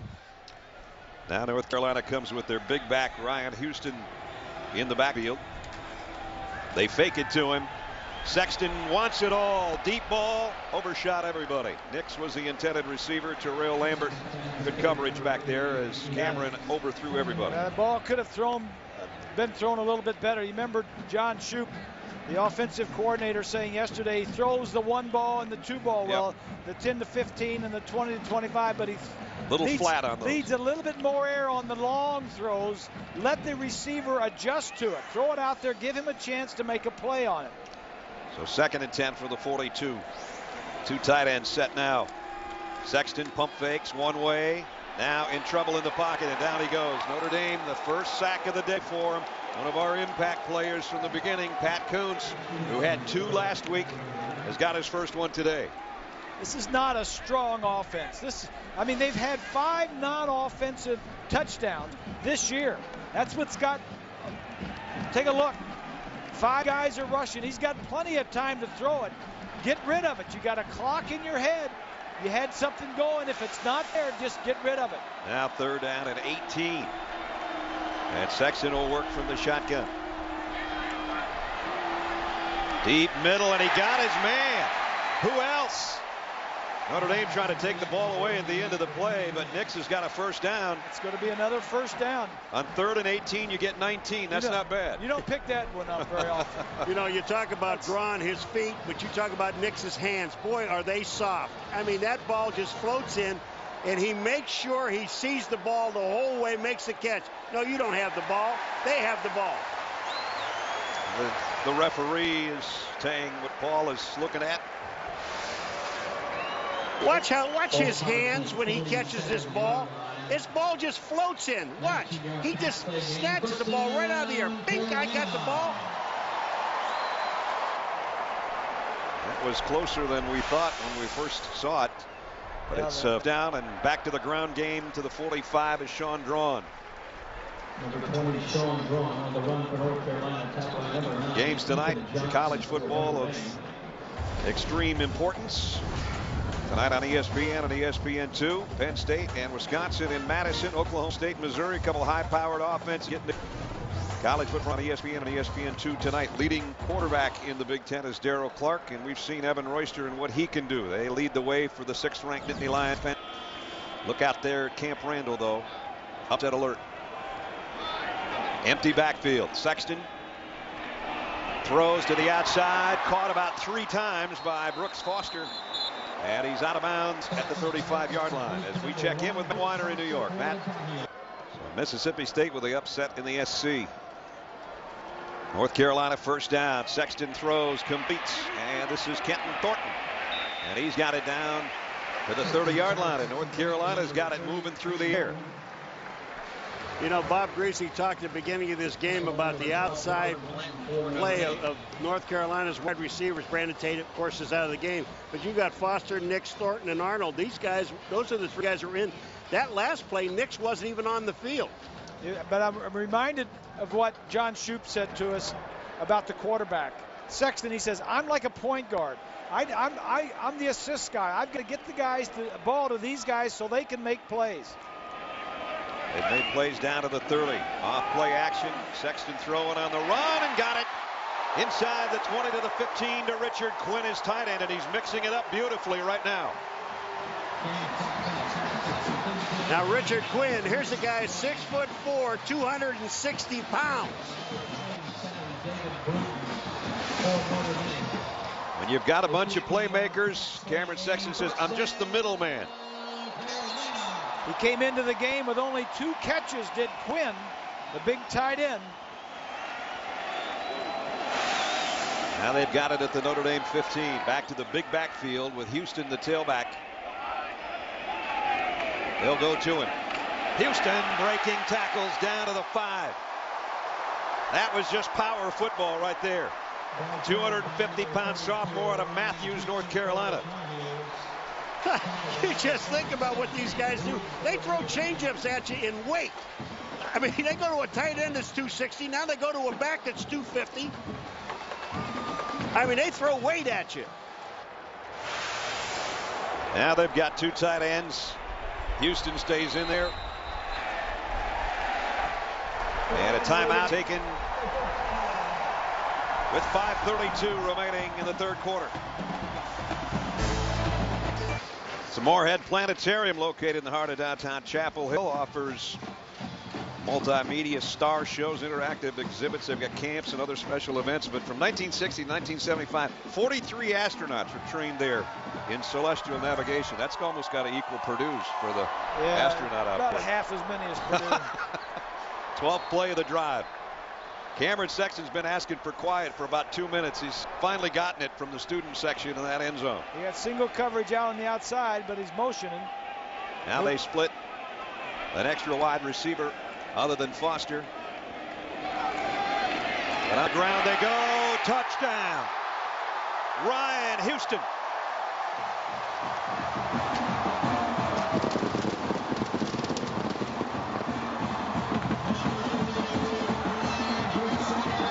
They're going to go for 2.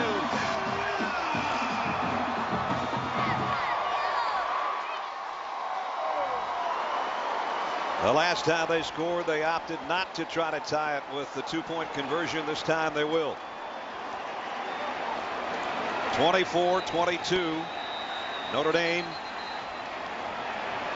with 5:29 remaining in the 3rd quarter. We're going to have a review on the play. I think Ryan Houston thinks it's a touchdown. We thought it was a touchdown. I think the question might be, did his knee hit before he went across the goal line? Might have. This one will be coming right towards you, and you might be able to see the goal line better here. Look where his knee hits and look where the ball is when his knee does hit. That's not a touchdown. He's almost at the 1-yard line. It's where the ball is when his knee hits. And it's just inside the 1, it looks like, from that shot. Yeah, I think the one before was the best.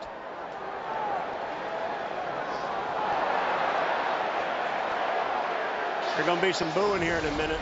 A whole lot of it. Joe Ryder is our replay official upstairs. And North Carolina knows it.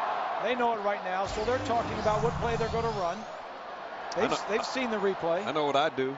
I'd give it to 32 again. You give it to that big Houston. You just remembered it'll be 2nd down. But I mean, Houston is just, every one of his runs so far have been straight up the middle from guard to guard. Nothing outside. Well, the North Carolina offense huddled. The fans await the official word, which we're going to get here hopefully in a second. It will, by the way, be 1st and goal because that was 2nd and 1 at the 6.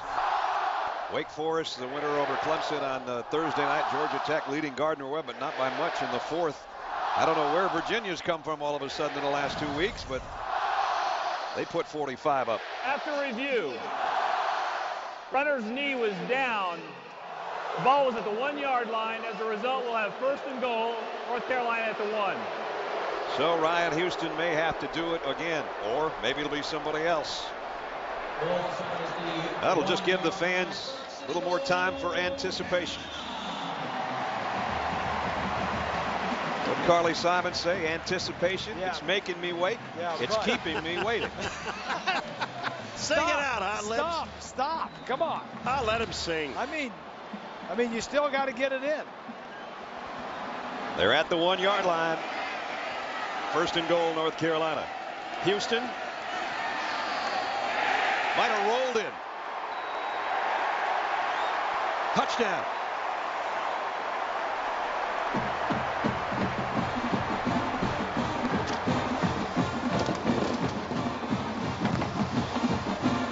So you get the fireworks show again.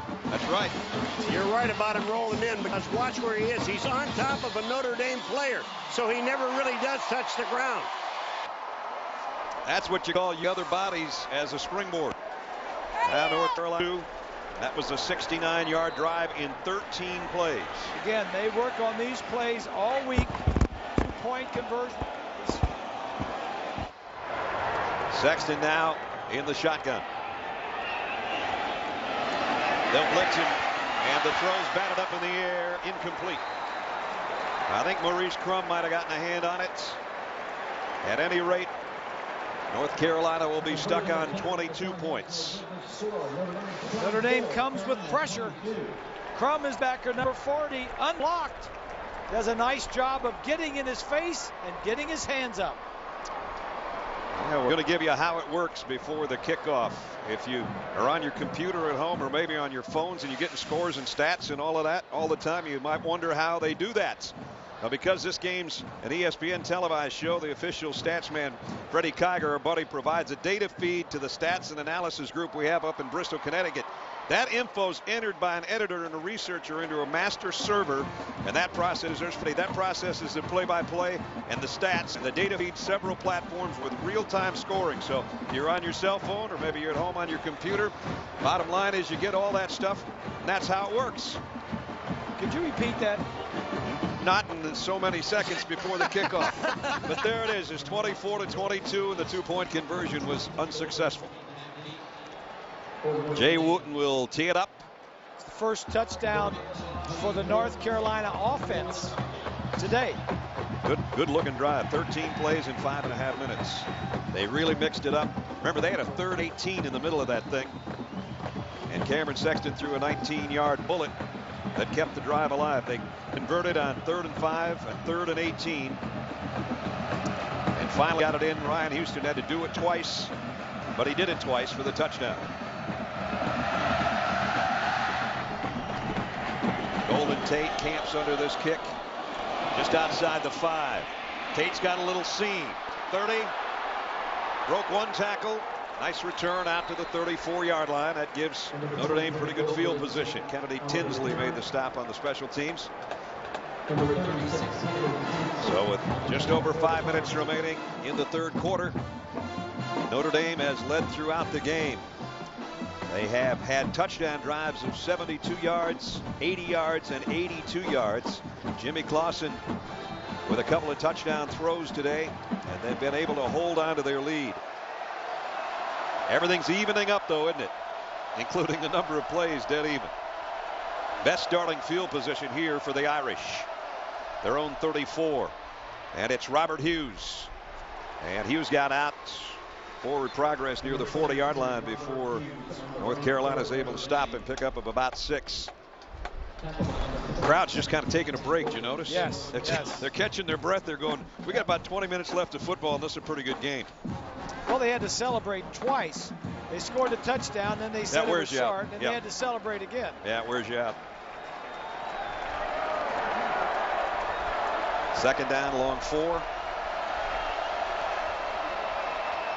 Again, Hughes, and this time in the backfield is Marvin Austin, one of our North Carolina impact players. He's a hoss in there at 300 pounds.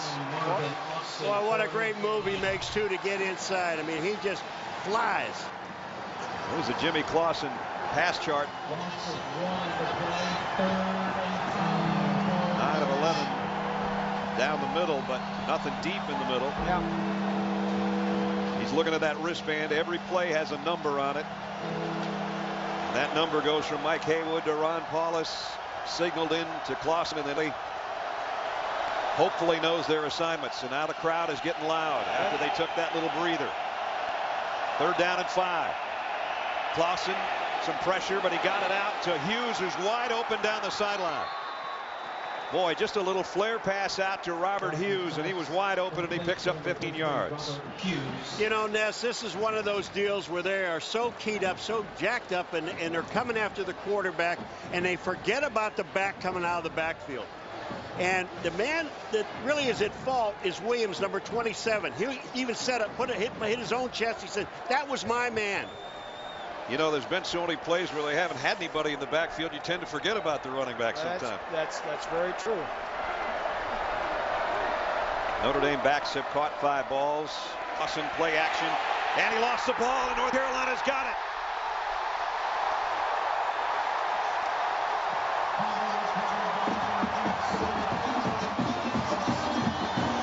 Alaric Mullins with a great play defensively. Ness, he ran right by Clausen. Clausen thought he was going to step up and throw the ball. Mullins went by, hit the ball out of his hand, and then fell on it. Watch him come back to the right-hand side of your screen. You'll see Clausen. He thinks he's going to step up. Mullins is there. Watch his hand. Boom! He knocks the ball out, almost caught it, and then recovered the fumble. The defense for Carolina has to lead the way. This offense is not strong enough to do it on their own. Let's see if they can take advantage at the Notre Dame 42. Sexton, quick throw across the middle and complete to Brooks Foster. And you see still Cameron Sexton sort of winding up that shoulder. Bob talked about the hit he took earlier in the ball game, and you see that sleeve that he wears on his hand. He had an elbow problem about a year ago, and he started wearing that just to keep it warm, a la Kobe Bryant, and now he's so used to it, it's kind of one of those things where he's not taking it off. Part of the uniform. Exactly. He's hit his last 5 passes. He hit 4 different receivers, taking them down the field on their last touchdown drive. Now Sean Drawn in at tailback on 2nd down and 3. He'll get the call. Broke a tackle, got a blocker in front of him. Drawn, 20, 15, gone. Yes!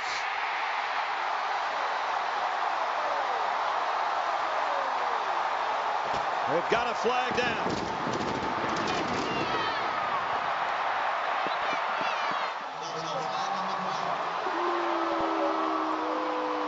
Holding the offense.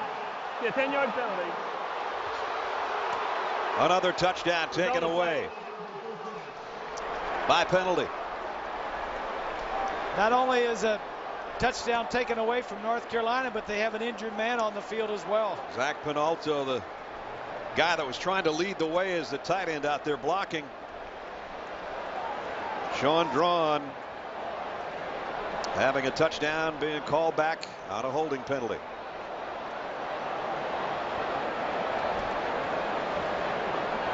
I said at the beginning of this half about Drawn and Nix, and the one thing about Drawn is he's so explosive. Well, we'll check on Penalto when we come back. The holding call was on Hakeem Nicks down in the corner of your screen. There's the runner. There's the hold.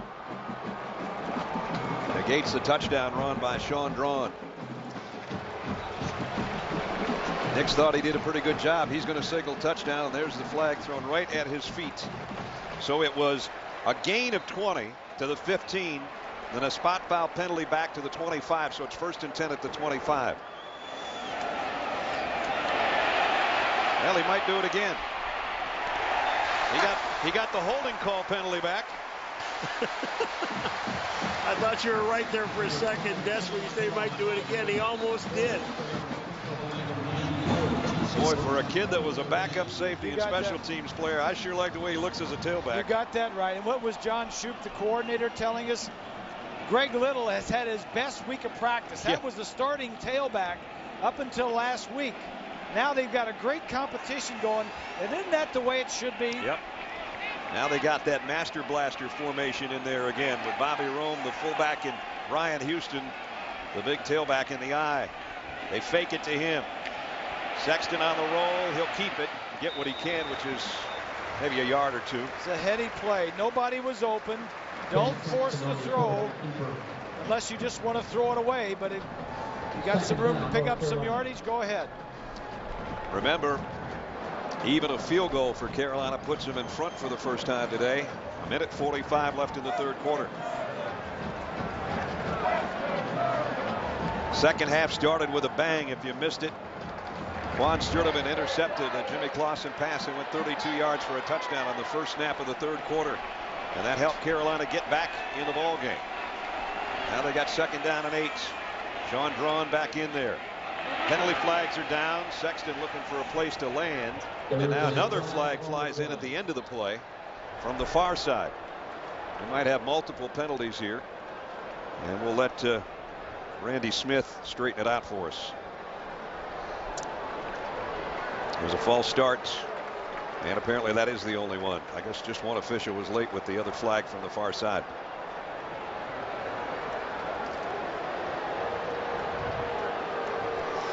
Butch Davis is BioBlasts, North Carolina's head coach. University of Miami head coach, very successful, and went on to the Cleveland Browns.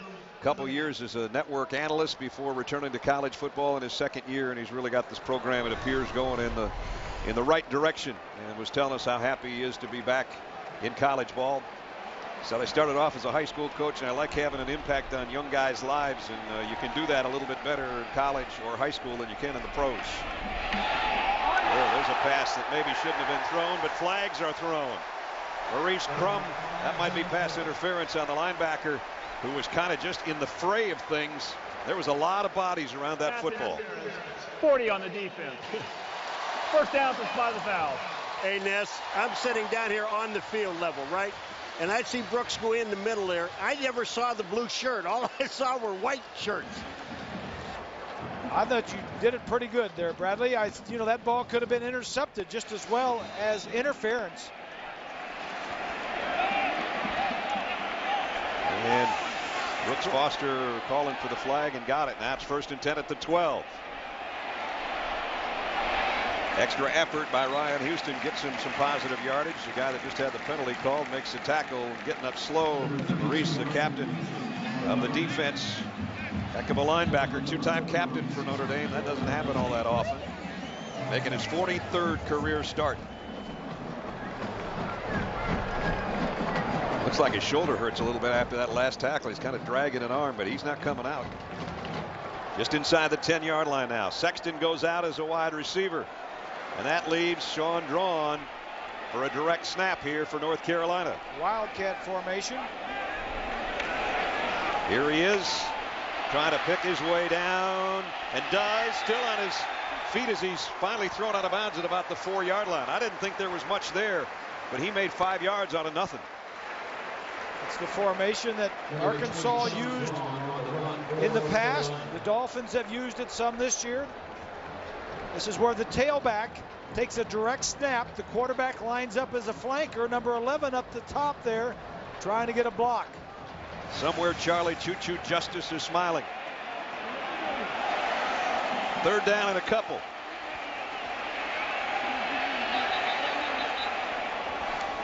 Third quarter comes to a close. We'll have some drama to start the fourth quarter.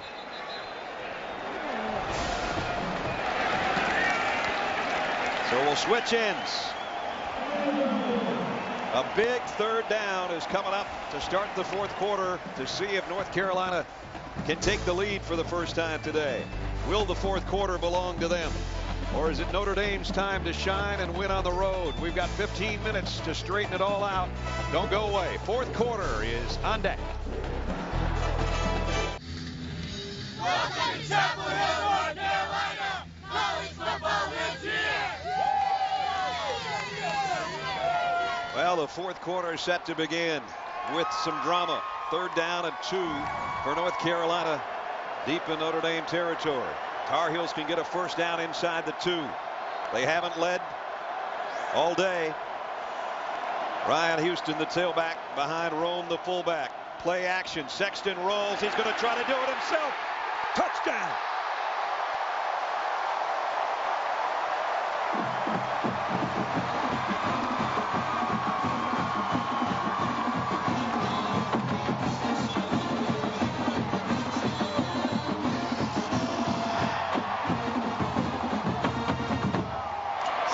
team a month ago.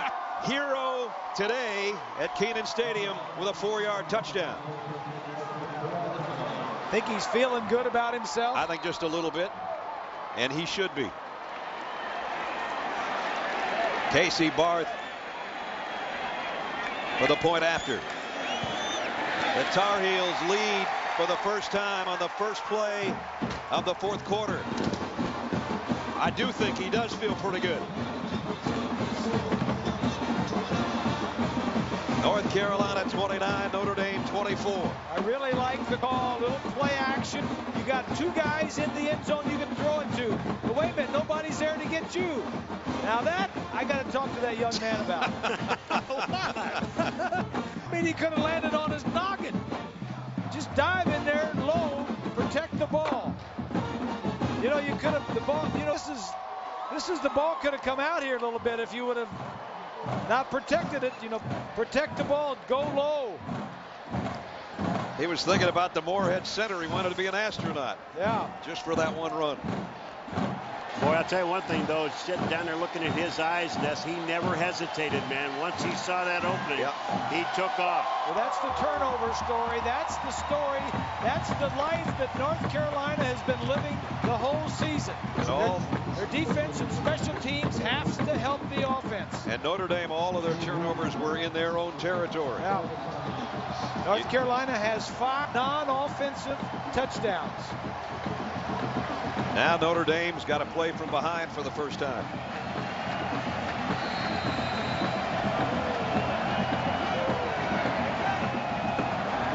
Golden Tate awaits the kick from Jay. Boy,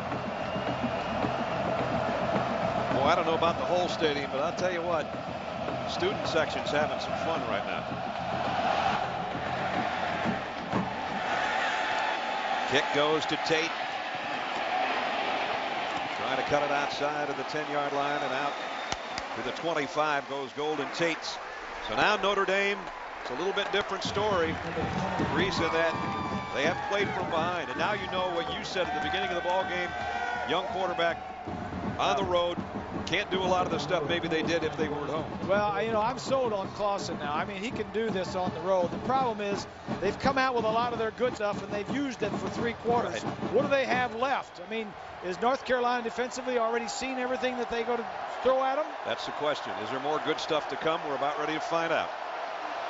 1st and 10 Notre Dame, trailing by 5. Clausen on the run. Jimmy's going to get what he can. Tiptoe out of bounds. Pick up of a couple. So Paul, it's changed that Carolina sideline. I know you're down there. Well, I am, and I think the defensive linemen sold the fact that we need more than just a 3-man rush. They went back on this play right here. They went after the quarterback with 4 guys, and I think they really know that they can't get to Clausen with 3. They have to bring 4 or 5. 2nd down for Notre Dame. So 2nd down and 8. Turnovers. Remember, they went 10 quarters. And in the last 15 minutes, 3 have cost them a bunch of points and maybe a ball game if they don't find a way to come back. Clausen, great strike to Floyd. And he's back into North Carolina territory. Telling you, Jimmy Clausen put some zuzu on that one. Oh, yeah, I love the route, and it's a slant. I may have pushed off a little bit, but if you don't get caught, it's all right. I love this slant route. Quarterback with his arm, threw it between linebackers. Let the guy run. And he just took the crowd back out of it momentarily with that throw and catch by the freshman Floyd. Pickup of 24. Clausen again flushed and throws back against his body to Armando Allen, trying to break tackles. And he gets down inside the 45-yard line as we check in with Stacey Dales.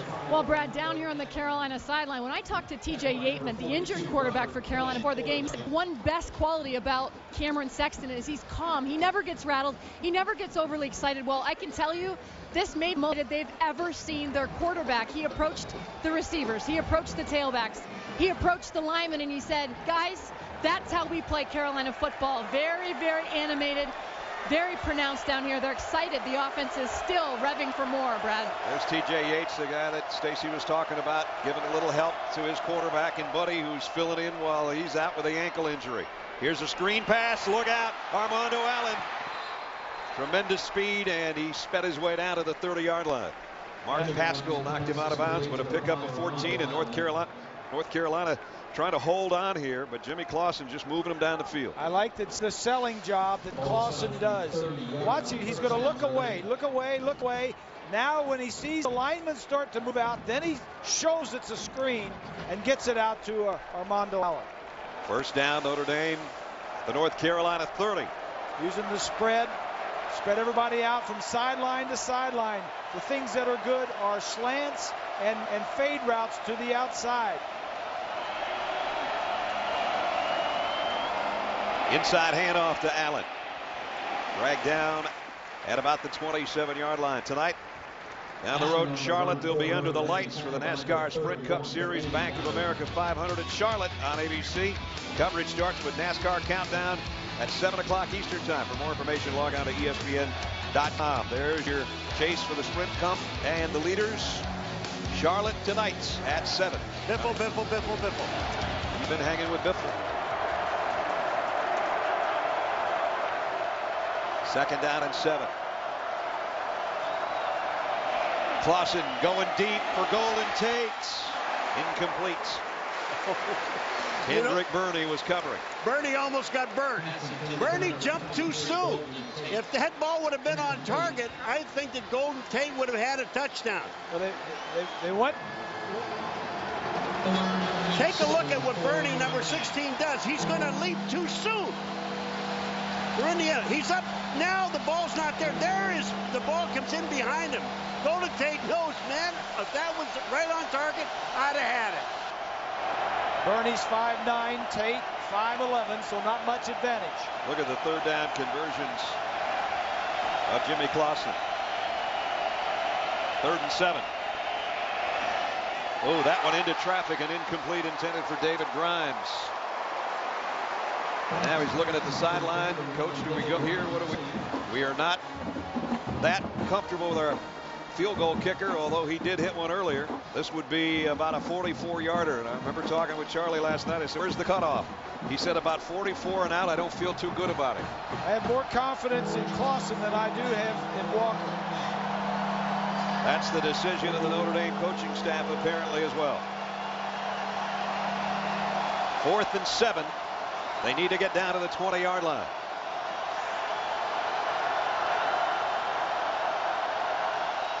North Carolina brings an extra body. Clausen throws high, but Grimes catches it, but he's not going to get a first down.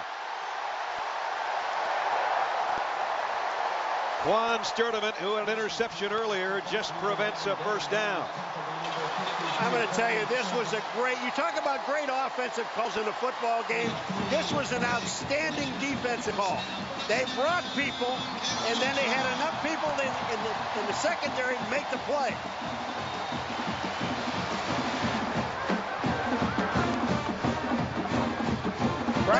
Grimes is right here. He is the outlet. Clausen, who wants to throw the ball past the first line down, can't do it. He just gives it up, hoping that Grimes can run for a first down. North Carolina takes over on downs. That is a calm Jimmy Clausen compared to about 2 minutes ago when he left the field, Bob. Yeah, we saw him walking off. He was really upset, and it's nice to see that because he takes. He was probably upset about the pass protection or somebody running a wrong route. Number 20, Sean Braun was on board the target. Sean Braun on the carry with 11:35 remaining. Ron Paul over. The other quarterbacks for Notre Dame came over, and the steam was coming off Jimmy's head when he got over there in front of that fan. Yeah, that's what coaches like to see. The players taking ownership of the team. You know, they get upset. I mean, it's not anything other than what they're doing. Cameron Sexton has to almost throw that one underhand because of Brian Smith coming with a heat up the middle for Notre Dame. Our Pacific Life game summary. In a 29-24 North Carolina lead right now. Jimmy Clausen over 300 yards for yet another week. 2 touchdowns, an interception that turned into a score. Golden Tate caught the first one to give him the lead. But Cameron Sexton led North Carolina back and did it himself from 4 yards out a few minutes ago. And now they've got the ball, the lead, and 11-11 remaining in the ball game. But a big 3rd down and 7. Now you can hear a pin drop in this place. Sexton over the middle, but way short of the 1st down.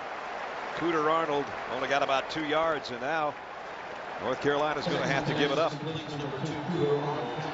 2 nice plays by Brian Smith. Carolina had scored on their last 5 possessions.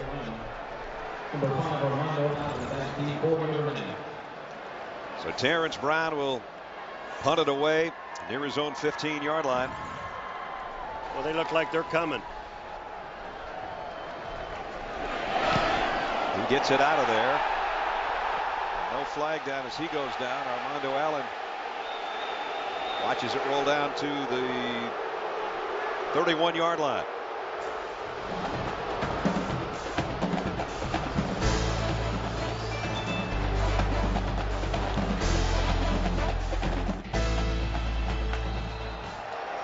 Well, Notre Dame forced a punt. They've got it back now, trailing 29-24, 10.5 minutes remaining. From the 31, Armando Allen weaves his way for 3 or 4 yards. Still a big pileup. And finally they whistle it dead. And Charlie Weis, a long line of Notre Dame coaches. Lou Holtz, 100 wins, including a national title in '88. But then no bowl wins for Bob Davie in 5 seasons. No bowl wins for Ty Willingham in 3 seasons. Charlie, 4 seasons, no bowl wins yet. They just want to get back to a bowl now. So those are the Notre Dame head coaches from '86 to 2008. They're 4-1. They're unranked. They're trying to win on the road against the number 22 team in the country, and we have had a good battle all day long between these 2 teams. You know, keep in mind Notre Dame's got a bye week next week. They were thinking if we can get over the hump, if we're 5-1 and have a bye week before we go out west. Well, they 4 of their next 5 games and 5 of their last 7 games are on the road. Their first 4 of the first 5 were at home, so you know they don't have 2 more games at home. It's Pittsburgh and it's Syracuse. The rest of those babies are on the road. But they might be favored in all but 1 or 2 of those if they won this game. Exactly right.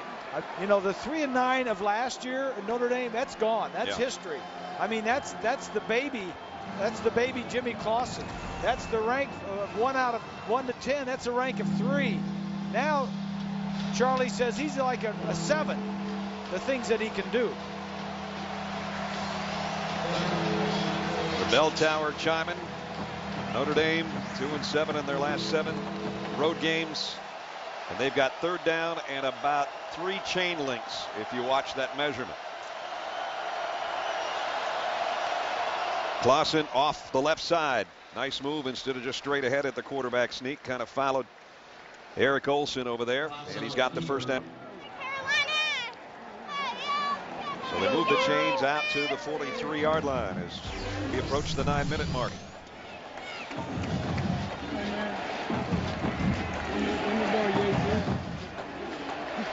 And Notre Dame with a little bunch huddle once in a while.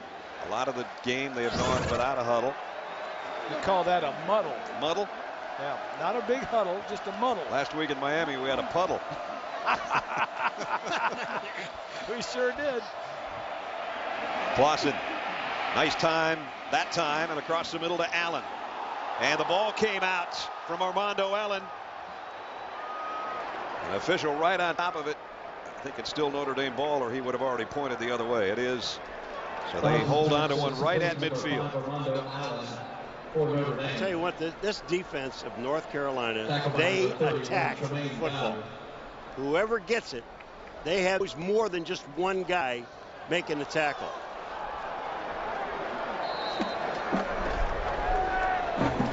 So they spot it right at the midfield stripe where it's 2nd down and about 3. Armando Allen's going to go out. There's his numbers on the day.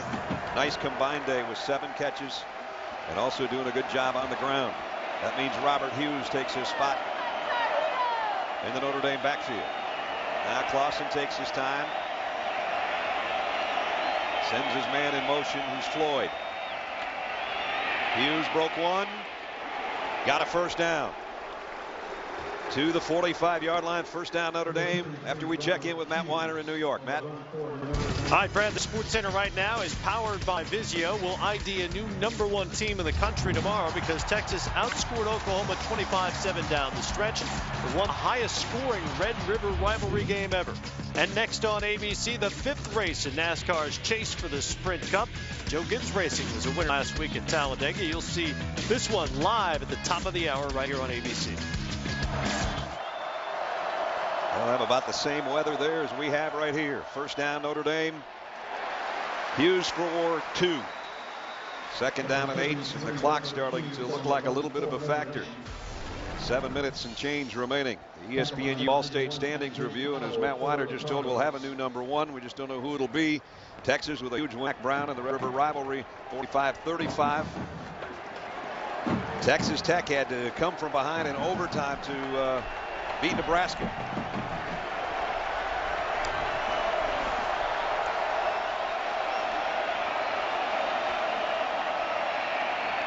Quick throw by Clausen.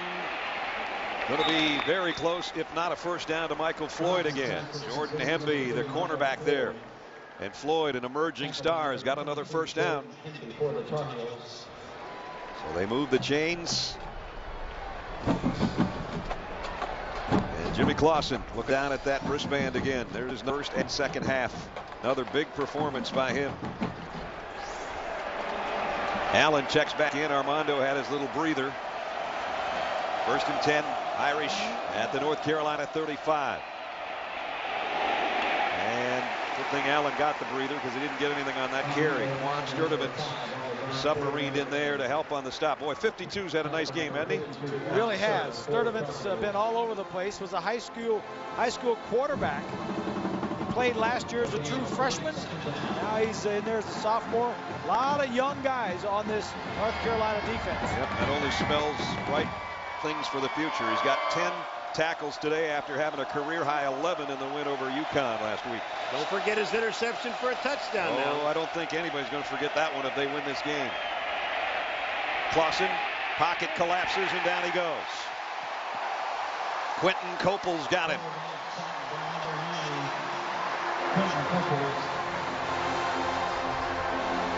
We welcome those of you who watched Ohio State win in Chapel Hill, North Carolina, where Notre Dame led most of the game, but in the fourth quarter, North Carolina's defense and special teams again came up with some big plays. Their offense got it down and scored, and they lead 29-24 with 5 minutes and change remaining. Jimmy Clausen over 300 yards passing for Notre Dame. They'd like to see him pass for about 11 and a half more right here. Third down and 11. Clausen, he went one way with the ball. His receiver went the other, and Deontay Williams intercepts.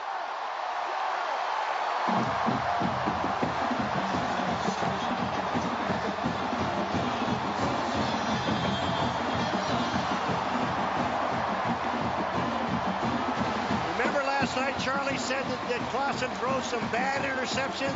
Well, and then one was blamed on a wide receiver in the game earlier this year. Watch this. When he throws, the receiver cuts off the route. And Clausen thinks he's going deep. He doesn't. It's intercepted. Clausen threw it deep because he thought the receiver was going to run up the field. And by the looks of the aftermath, Charlie was talking to the quarterback. I think it may have been the quarterback's fault. Well, a huge interception by North Carolina. How many times have they said that this year? Coming in, leading the nation in that capacity. They've added a couple more today that have been big. Now North Carolina would just like to use some clock. Notre Dame used a timeout earlier, remember. Sean Drawn on the carry. Well, we said it all day that the North Carolina defense has set up the offense all season long, doing it with interceptions. Last week, they had 3 interceptions, and that played a big part in the outcome of that ball game. Butch Davis looking up at that clock, wishing it would turn faster. 4:15 remaining. On a second down and 4. Inside handoff. The pile continues to move because it's Ryan Houston. Otherwise, it might not have. And he picked up a couple of yards. Let's take a look at our Best Buy playbook today, Bob. Well, the first series of the second half, trying to hit Rudolph, the tight end, on a little out route. This is the linebacker, Sturdivant, who's going to cut in front of him and take it to the house. Clausen doesn't see the linebacker slide out there, looks at him all the way, and that's one of the touchdowns that the defense have scored here today. And that really changed the complexion of things and got the crowd into it and the whole deal. Second quick slant. What a throw. Out to the 42-yard line. Brooks Foster with a catch, an 11-yard strike. Notre Dame third down with an all-out blitz, trying to make something happen. Here's the linebackers coming. He sees it, gets it over the outstretched hands of the defensive guys. Big play for Sexton and North Carolina. You know, and also, Ness, in the first quarter, if you remember, Brooks Foster was a guy that dropped 2 passes in a row. Yep. Good point. Sexton looks like having fun. He does. North Carolina 4 out of 5 on third down conversions this half. That's been huge. Now they want to hold on to the ball, eat clock up as they go out to the 44-yard line again with Ryan Houston. We go out again to Matt Weiner. All right, Brad, let me get you this nominee for the AT&T ESPN All-America Player of the Week. Texas receiver Jordan Shipley had a touchdown catch among his 11 receptions, racked up 225 total yards, including that big kickoff return for score in the Texas Red River rivalry win. To cast your vote, text the word vote to 51234 on your AT&T wireless phone. Jordan Shipley, a huge day for the Longhorns and their win. Notre Dame up there. They have got everybody up trying to stop this run. Drawn. Got to about the 48-yard line. David Bruton made the stop, a pickup of maybe 4 yards on the play. But now time is of the essence, and Bob just circled. Notre Dame's got 2 timeouts remaining. Now they just took one. 2:02 left. Will Jimmy Clausen get another chance? I'm not sure a worm's eye view of Paul McGuire's best angle. I don't have a best angle, pal. There's nothing front, back, or side that can help anybody. Paul on the cart gets a perfect view of the line of scrimmage virtually every snap. Right now, North Carolina would like to just move the line of scrimmage another time or two because Notre Dame's only got 1 timeout left. Here's Cameron Sexton. Will he run forward to try to throw? He's going to lob one, and it's caught by Brooks Foster. Boy, you know, you talk about not giving up on a guy. Brooks Foster, as we said before, as I said, he dropped a couple of balls in the first quarter. Looked like he was fighting it. What do you do on the most crucial down so far in this ball game is go to him. And don't even think about throwing it anywhere else. Go ahead, Bob. I'm sorry. I'm just going to say, how about the trust that they put in this young quarterback to let him do this? That is a huge play and huge for the confidence of Cameron Sexton. The reason there's a review is at the end of the play the ball came out, but clearly he had control of it and his elbow hit the ground and the ball came out after that. It appeared to us that they're going to look at this upstairs. If indeed that is a good catch, we believe it is. That would be the second third down catch for Brooks Foster on this drive. And as Paul mentioned earlier, when he dropped a couple in the first half, sometimes I'm sure, Bob, you know this subconsciously, you're thinking, is he going to throw? Is he going to catch the next one I throw to him? Yeah. Well, it all depends on what your history with him has been. Right. And if in practice, if he catches them, or if you know he drops a few, but he'll catch them, you know, that's always good to know. Foster only had 1 catch for 1 yard 2 years ago in the matchup with Notre Dame. Might have just had his biggest catch of the season. If after review we find out indeed it's a catch.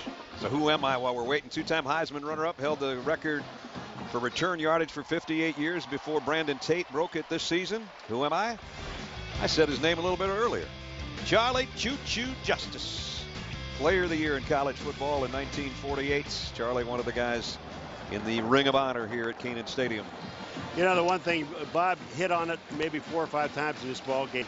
When you take this North Carolina defense, what they did today and kept getting the ball back to the offense, and the offense really took the lead and did something with it. And that goes to Sexton and all of the offensive players. But you've got to give the greatest amount of credit to this North Carolina defense. They've been outstanding. With 1:47 remaining, we await the official review word. Our matchup revisited from earlier. Can Jimmy Clausen keep the interceptions away from a pass defense that led the country in interceptions coming in? And question for a half was yes. The question in the second half was no. Yeah, I mean, the answer to the question was no in the second half. No question he won the first half, Yeah. but not the second half. Notre Dame, the second half, has had 5 possessions, 3 turnovers, 1 loss on downs, and 1 touchdown. Well, the guys upstairs have seen this for about 7 minutes now. I'm not quite sure what's taken so long, but came down. The ball came out at the end after having possession and landing. Jimmy Clausen looking from afar. I mean, way far away, about 70 yards from where the line of scrimmage would be for North Carolina. He just like another chance. There's Jimmy way down there at the 25-yard line on the far side. And I'll tell you what, if they overturn this, I'm getting out of here. I think that'd be a good idea. I'm down here with them, and they don't sound very happy right now. Yeah, there'll be a whole bunch of Carolina Blue cups that are filled with diet beverage come right up over your head probably. They're warming up their booze.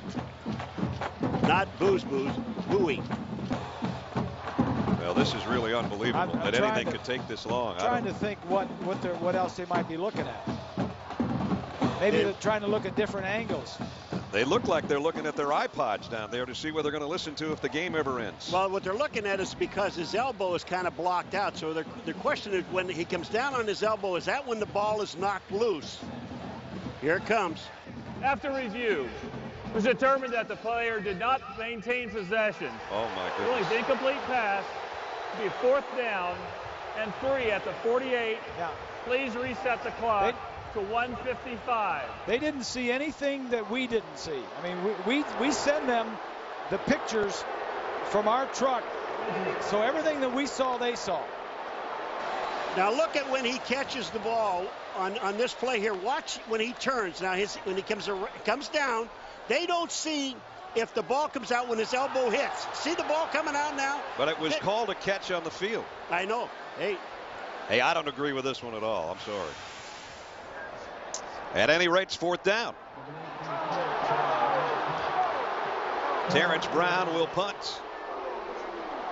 And Armando Allen will go back deep. And will Notre Dame bring everybody or try to get a return for Armando Allen?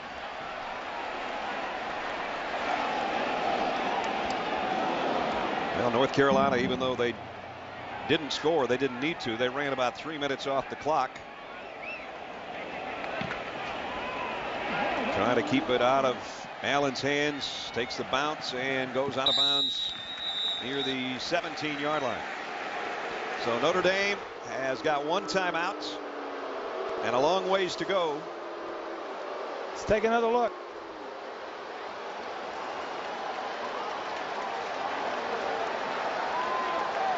Can't see anything from that I mean, there is you have to have indisputable visual evidence to overturn the call on the field. I didn't see anything that showed me that the ball was loose, indisputably. I couldn't tell either way. I'm surprised. I am too. Clausen in trouble in the pocket. Throws, he's got a man wide open. Golden Tate, look out, Golden Tate. Out to the 48-yard line. Pick up of 30.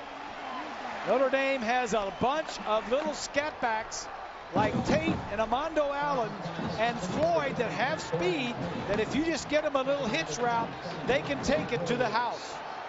North Carolina trying to change up personnel a little bit. Notre Dame 1st down. Clock running, 1:24 left. They've got 1 timeout left. Jimmy Clausen buys himself some time and then throws it away. Going to bring up 2nd down and 10.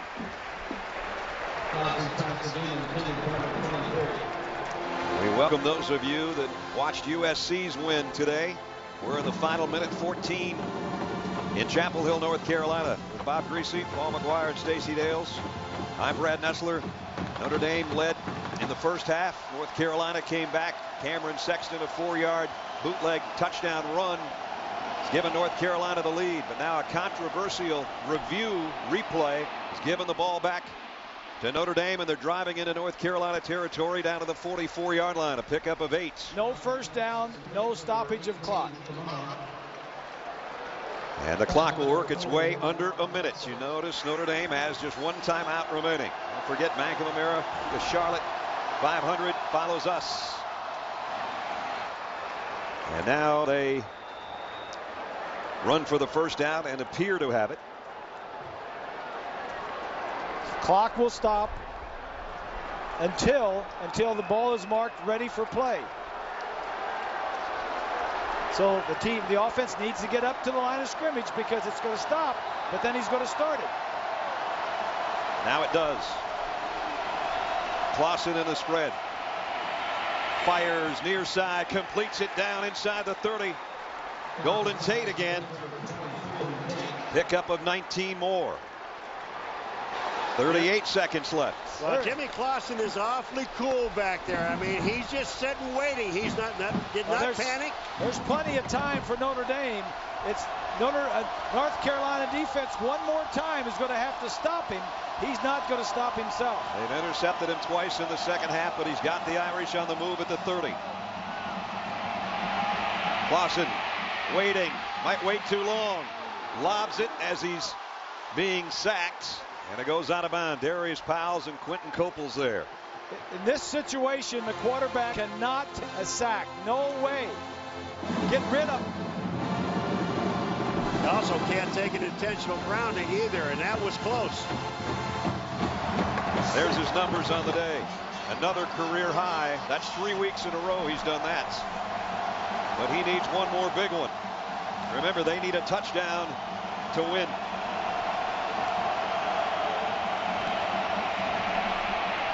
Clausen, a lot of field in front of him. And now he keeps it, and he's dragged out of bounds. And a loss of a couple. Bruce Carter, who's had a big game at linebacker again, dragged him out on the far side. The defense down, they're dropping 8, rushing 3. Now the problem is your quarterback is winded.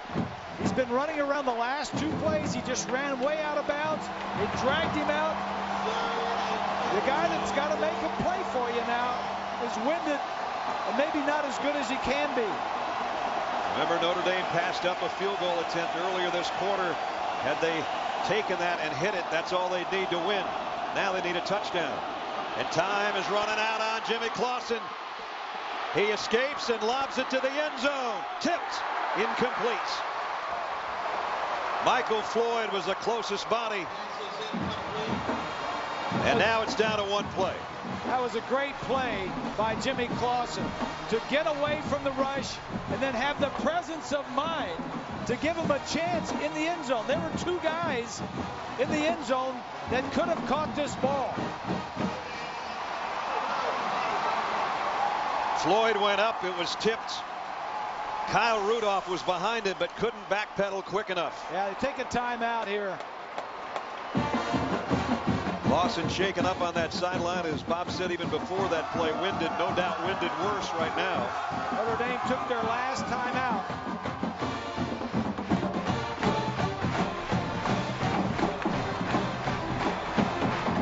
Robert Quinn with the hit on Clausen at the end of the throw. It's like Floyd shoves the defensive guy out of the way. Deontay Williams is the guy that tipped it away, number 27. I guess you're allowed to push in the end zone, huh, Bob? Well, as long as they don't call it. That's right. For those of you waiting on the Bank of America 500 at Charlotte, it's roughly 11 seconds away, barring a miracle.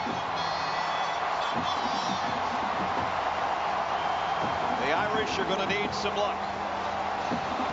4th and 13. They need to get to the 20-yard line. 11 seconds left. No timeouts. The play of the day is at hand. You got to either throw it in the end zone or throw it out of bounds. Get out of bounds. Carolina's going to take a timeout. They had 3 to use. They wanted to see what Notre Dame was going to come out with. And Butch Davis takes a timeout. Good call. Today's Chevrolet players of the game. Jimmy Clausen, another career high. He'd love to have one more touchdown in his bag of tricks before the 11 seconds is over. Quan Sturdivant, 10 tackles. And more importantly, on the first offensive snap for Notre Dame in the third quarter, he intercepted Jimmy Clausen and went 32 yards for a touchdown. In recognition of their efforts, Chevrolet will make a $1,000 contribution to each university's general scholarship fund. Well, we got a race coming up. This one's been a race since about 3:30. This has been an exciting football team. Both of these have football game. These two young quarterbacks have done a sensational job, I think.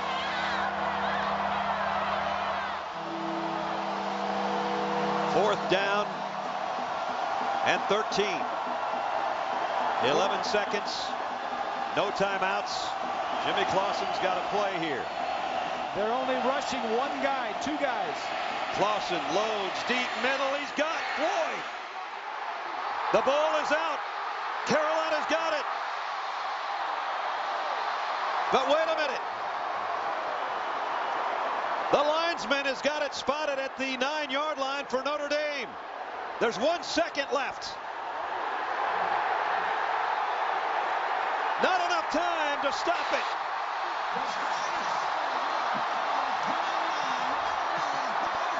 What happens is when you make a first down, it stops the clock. But then it starts with the ready for play winding of the referee. And there's no way you can get that ball snapped because you don't know when he's going to wind your clock.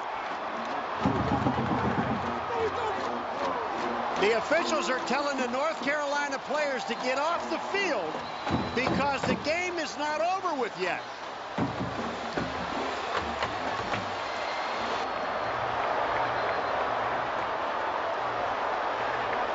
Let's check in with Stacy. Guys, I just overheard one of the officials explaining to one of the coaches from North Carolina that they have to review the last play before anything else can happen, Brad. They will be reviewed. The throw was a beauty from Clausen to Floyd. And here's the end of that play. What it is a deep 18-yard square in. There's the catch. Does the ball come out before he hits the ground?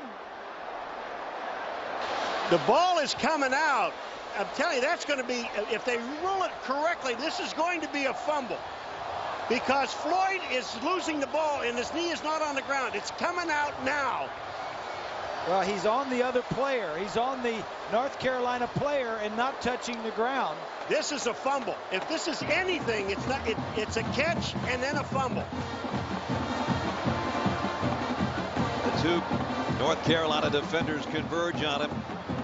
And as he's going down, there's what the guys are talking about. His body was actually on the defender. And his knees did not hit the ground. He was laying on the defender when the ball comes loose.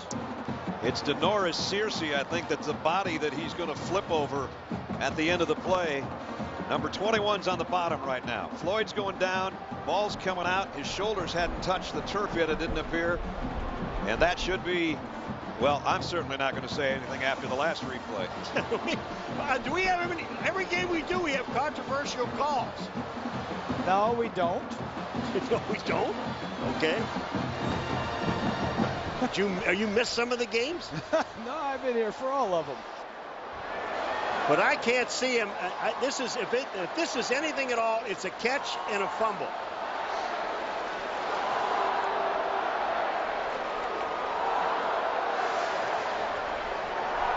There's the clock in there.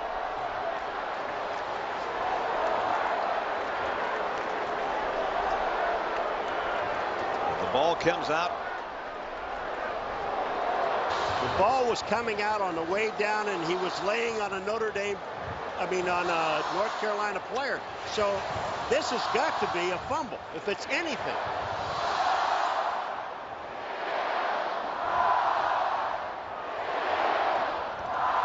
The officials from the Big East trying to make a decision here. Replay official again is Joe Ryder. There they are up in the replay booth. North Carolina had already stormed the field. Well, you know what the replay officials have in the back of their mind is their ruling is the outcome of the game. Because if they rule it one way, North Carolina is going to win. And if they rule the other way, Notre Dame has a chance to win. Now what they'll do is they'll go back and they'll put like 2 or 3 seconds on the clock if they rule for Notre Dame, and then they'll wind it. Notre Dame will get one quick play. They'll be at the line of scrimmage. Bob, did you see Clausen? If I'm mistaken, when he went up to the line of scrimmage, didn't he spike the ball? Yes, he did. But I don't know at that point if time had expired or not. Now there's still 1 second on the clock. Well, they may have buzzed down from up here to want to review the play. But also there was a North Carolina 12th man on the field, so he was trying to get off. Well, this supersedes the whole thing. Coach Davis trying to direct his troops around and get everybody out of his way so he can coach another play if he has to. Stacy? Well, Brad, I'm standing right beside Butch Davis, and his argument to the officials right now is if they're reviewing the fumble, his argument is that his players took over possession of the ball. It should be their ball. He's saying you can't have two different arguments at this point.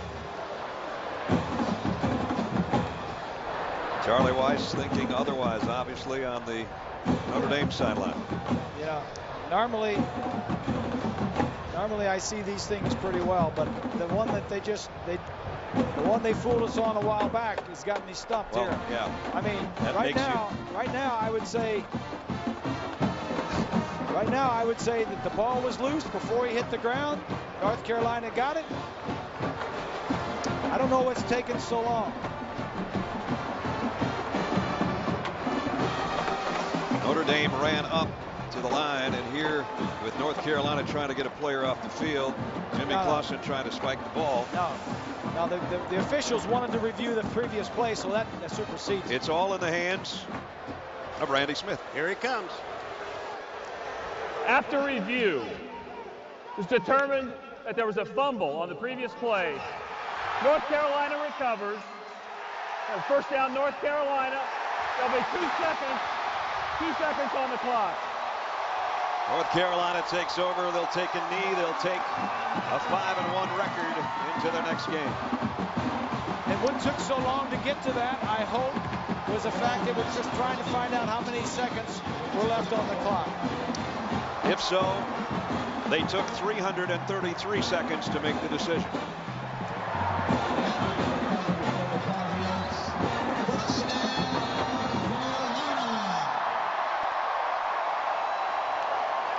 That will be Notre Dame officially's 5th turnover of the ball game. And that's been the story of North Carolina's season. Turnover margin. It'll help them win again.